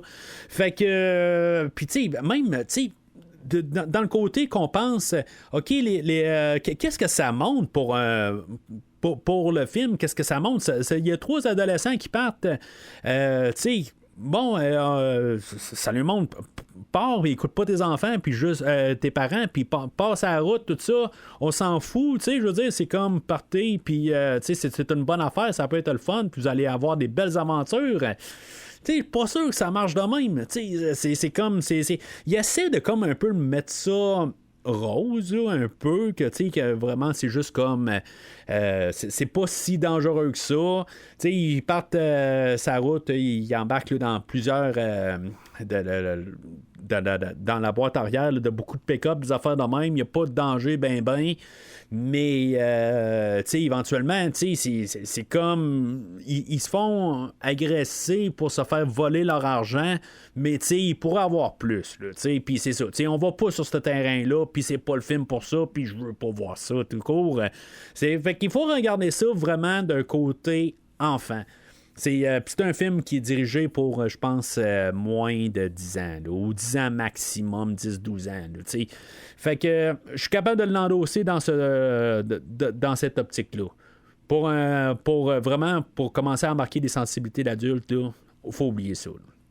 Fait que moi, personnellement, quand je vais l'endosser, là. Mais c'est ça. C'est sans plus, là. Ça va probablement prendre une bonne couple d'années là, avant que je réécoute le film. Parce que je l'ai dans ma bibliothèque, puis dans le fond, j'étais comme curieux. Ma curiosité a passé, je l'ai toute réétudiée. Si je suis capable de réussir à trouver, il y a quelqu'un sur Reddit là, qui a tout refait un montage, puis tout musical aussi, tout ça. Là, que je vais checker ça, là, voir si, mettons, je suis capable d'avoir un téléchargement. Ça, je suis intéressé, pareil, de le voir tout recoller ensemble. Je ne voudrais pas recouper le film. Là. J'ai déjà fait ça. Là, je pense que je n'ai parlé pour Christine, là, tout remonter le film, des affaires de même. Là, je ne prendrais pas le temps là, pour ce film-là. J'ai pas assez là, d'intérêt, mais si quelqu'un l'a déjà fait, là, ben, je suis plus intéressé là, rendu là. Mais c'est ça. Ça reste quand même juste un bon divertissement pour le film de 89, mais c'est... Il y a des meilleurs films en 89. Là. Je n'ai parlé là, même récemment, tout ça, puis dans au podcast. Là. Mais ça reste quand même le fun à écouter, ce film-là. Fait que c'est tout pour aujourd'hui. La semaine prochaine, on arrive à la grande... le grand film Super Mario Brothers ou Super Mario Galaxy de movie, quelque chose de même. Fait que ça va être ça la semaine prochaine, sortie cinéma. J'ai hâte de voir ça. C'est sûr que j'ai fait le montage des 2 derniers épisodes entre temps, puis j'ai vu les. J'ai pas vu, j'ai entendu. Là, j'ai comme téléchargé là, les clips audio. Là, si vous avez écouté là, les épisodes de la semaine passée, vous savez que j'ai étudié un petit peu des clips là, dans le nouveau film, là, dans les bandes annonces. Fait que j'ai un petit peu une idée de où est-ce qu'on s'en va là, avec des affaires que j'ai entendues. Mais pour le reste, là, j'ai pas vu de visuel. Fait que, en tout cas, j'ai vraiment hâte de voir quand même le film. On va en parler, mais j'ai peur quand même que ça soit juste une genre de bande-annonce, qu'on se promène un peu dans... on va se promener dans l'univers Nintendo, mais j'espère qu'il va y avoir plus de profondeur quand même là, que le film de 2023. Je suis quand même dans le côté positif là-dessus, pareil, mais je reste sceptique, je reste sur ma garde, pareil, que je veux juste pas avoir juste du carton qui se promène. Bien, en tout cas, vous pouvez écouter ce que j'avais à dire la semaine passée. Mais j'ai quand même hâte là, de pouvoir revoir cet univers-là à l'écran, puis je pense que ça va être le fun aussi. J'anticipe pas donner un rouge, tout ça, mais j'anticipe peut-être que je vais être déçu d'un certain sens. Comme le film d'aujourd'hui, c'est un film aussi, c'est des films qui sont visés à un public, un large public. Fait que, souvent, large public, on essaie de juste pas trop compliquer les choses. En tout cas, on verra bien qu'est-ce que ça va donner, mais ça va être ça la semaine prochaine, Super Mario Galaxy Movie. Sinon, c'est ça. Suivez le podcast sur les réseaux sociaux, Facebook, Twitter et Instagram. N'hésitez pas à dire qu'est-ce que vous pensez, vos mémoires aussi de The Wizard. Y a-tu quelque chose là, que j'ai passé? Je veux dire, j'ai passé beaucoup d'affaires là-dessus, mais il y a d'autres films aussi qui pourraient être intéressants éventuellement à faire. Le film Tetris, qui n'est pas sur des blocs, qui tombe sur un village, puis que dans le fond, un film apocalyptique, quelque chose de même là-dessus. Ça pourrait être intéressant là, de faire ça aussi. C'est un film quand même quasiment sombre. Dans le fond, c'est toute l'histoire là, de comment que ce jeu-là a été fabriqué. Dans le fond, là, toute une affaire là, de conspiration, pas conspiration, mais tout sur la guerre froide là, avec la Russie, tout ça. Là. En tout cas, c'est un film quand même assez spécial. Peut-être un jour, on pourrait parler de ça. Mais s'il y en a d'autres, là, vite de même, là, que je repense pas à d'autres, là, mais je sais qu'il y en a des fois qui ont juste comme un peu rapport. Comme le film d'aujourd'hui, ça pourrait être des choses là, qu'on va parler. Mais sinon, on va quand même parler de jeux vidéo plus tard dans l'année. Bien sûr, avec Mortal Kombat 2 qui s'en vient. Puis j'aimerais parler là, de Doom vers la fin de l'année, là, ce que j'arrête pas de sous-entendre un peu là, tranquillement, là, un peu partout. Là. Fait qu'en tout cas, on verra pour Doom, mais c'est sûr que Mortal Kombat 2 dans quelques semaines, c'est certain. Puis celui-là, j'ai vraiment hâte. Fait que, comme j'ai dit, c'est tout pour aujourd'hui. Sinon, d'ici la prochaine épisode, game over. Is that it? I'm sorry? My question is, are we done? Yes, I think we're done. Merci d'avoir écouté l'épisode d'aujourd'hui. J'espère qu'il vous a plu. On se retrouve la semaine prochaine pour l'analyse d'un autre film. Well, I'm funny how? I mean funny like I'm a clown, I amuse you, I make you laugh. How am I funny? Toutes les opinions exprimées dans cet épisode sont les miennes ou celles de mon invité s'il y a lieu, et elles ne représentent en aucun cas les points de vue des personnes ou entités liées au film discuté aujourd'hui. Who the fuck you think you are? He thinks he's Rambo. Rambo is a pussy. Les extraits audio et musicaux entendus dans cet épisode sont utilisés à des fins de critique, d'analyse et de discussion, conformément aux principes d'usage équitable et non dans une intention de porter atteinte aux droits d'auteur. You guys give up or you're thirsty for more? Suivez la playlist officielle de Premier Visionnement sur Spotify. Si vous voulez être introduit à chaque trame sonore qui est couvert au podcast et disponible sur cette plateforme. In the face of overwhelming odds, I'm left with only one option. I'm gonna have to science the shit out of this.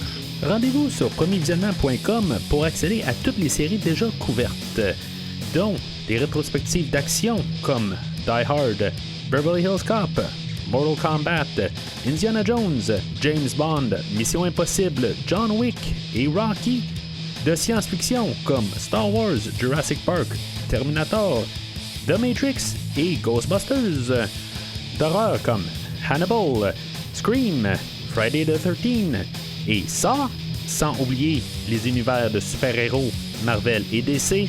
Vous y trouverez aussi des épisodes sur des films cultes comme Seven, Bloodsport, Apocalypse Now, Taxi Driver, Heat et The Hitcher. I want to be with you always. You cannot know what you are saying. Vous aimez le podcast? Soutenez-le en laissant une note maximale sur votre application d'écoute. Thrill me.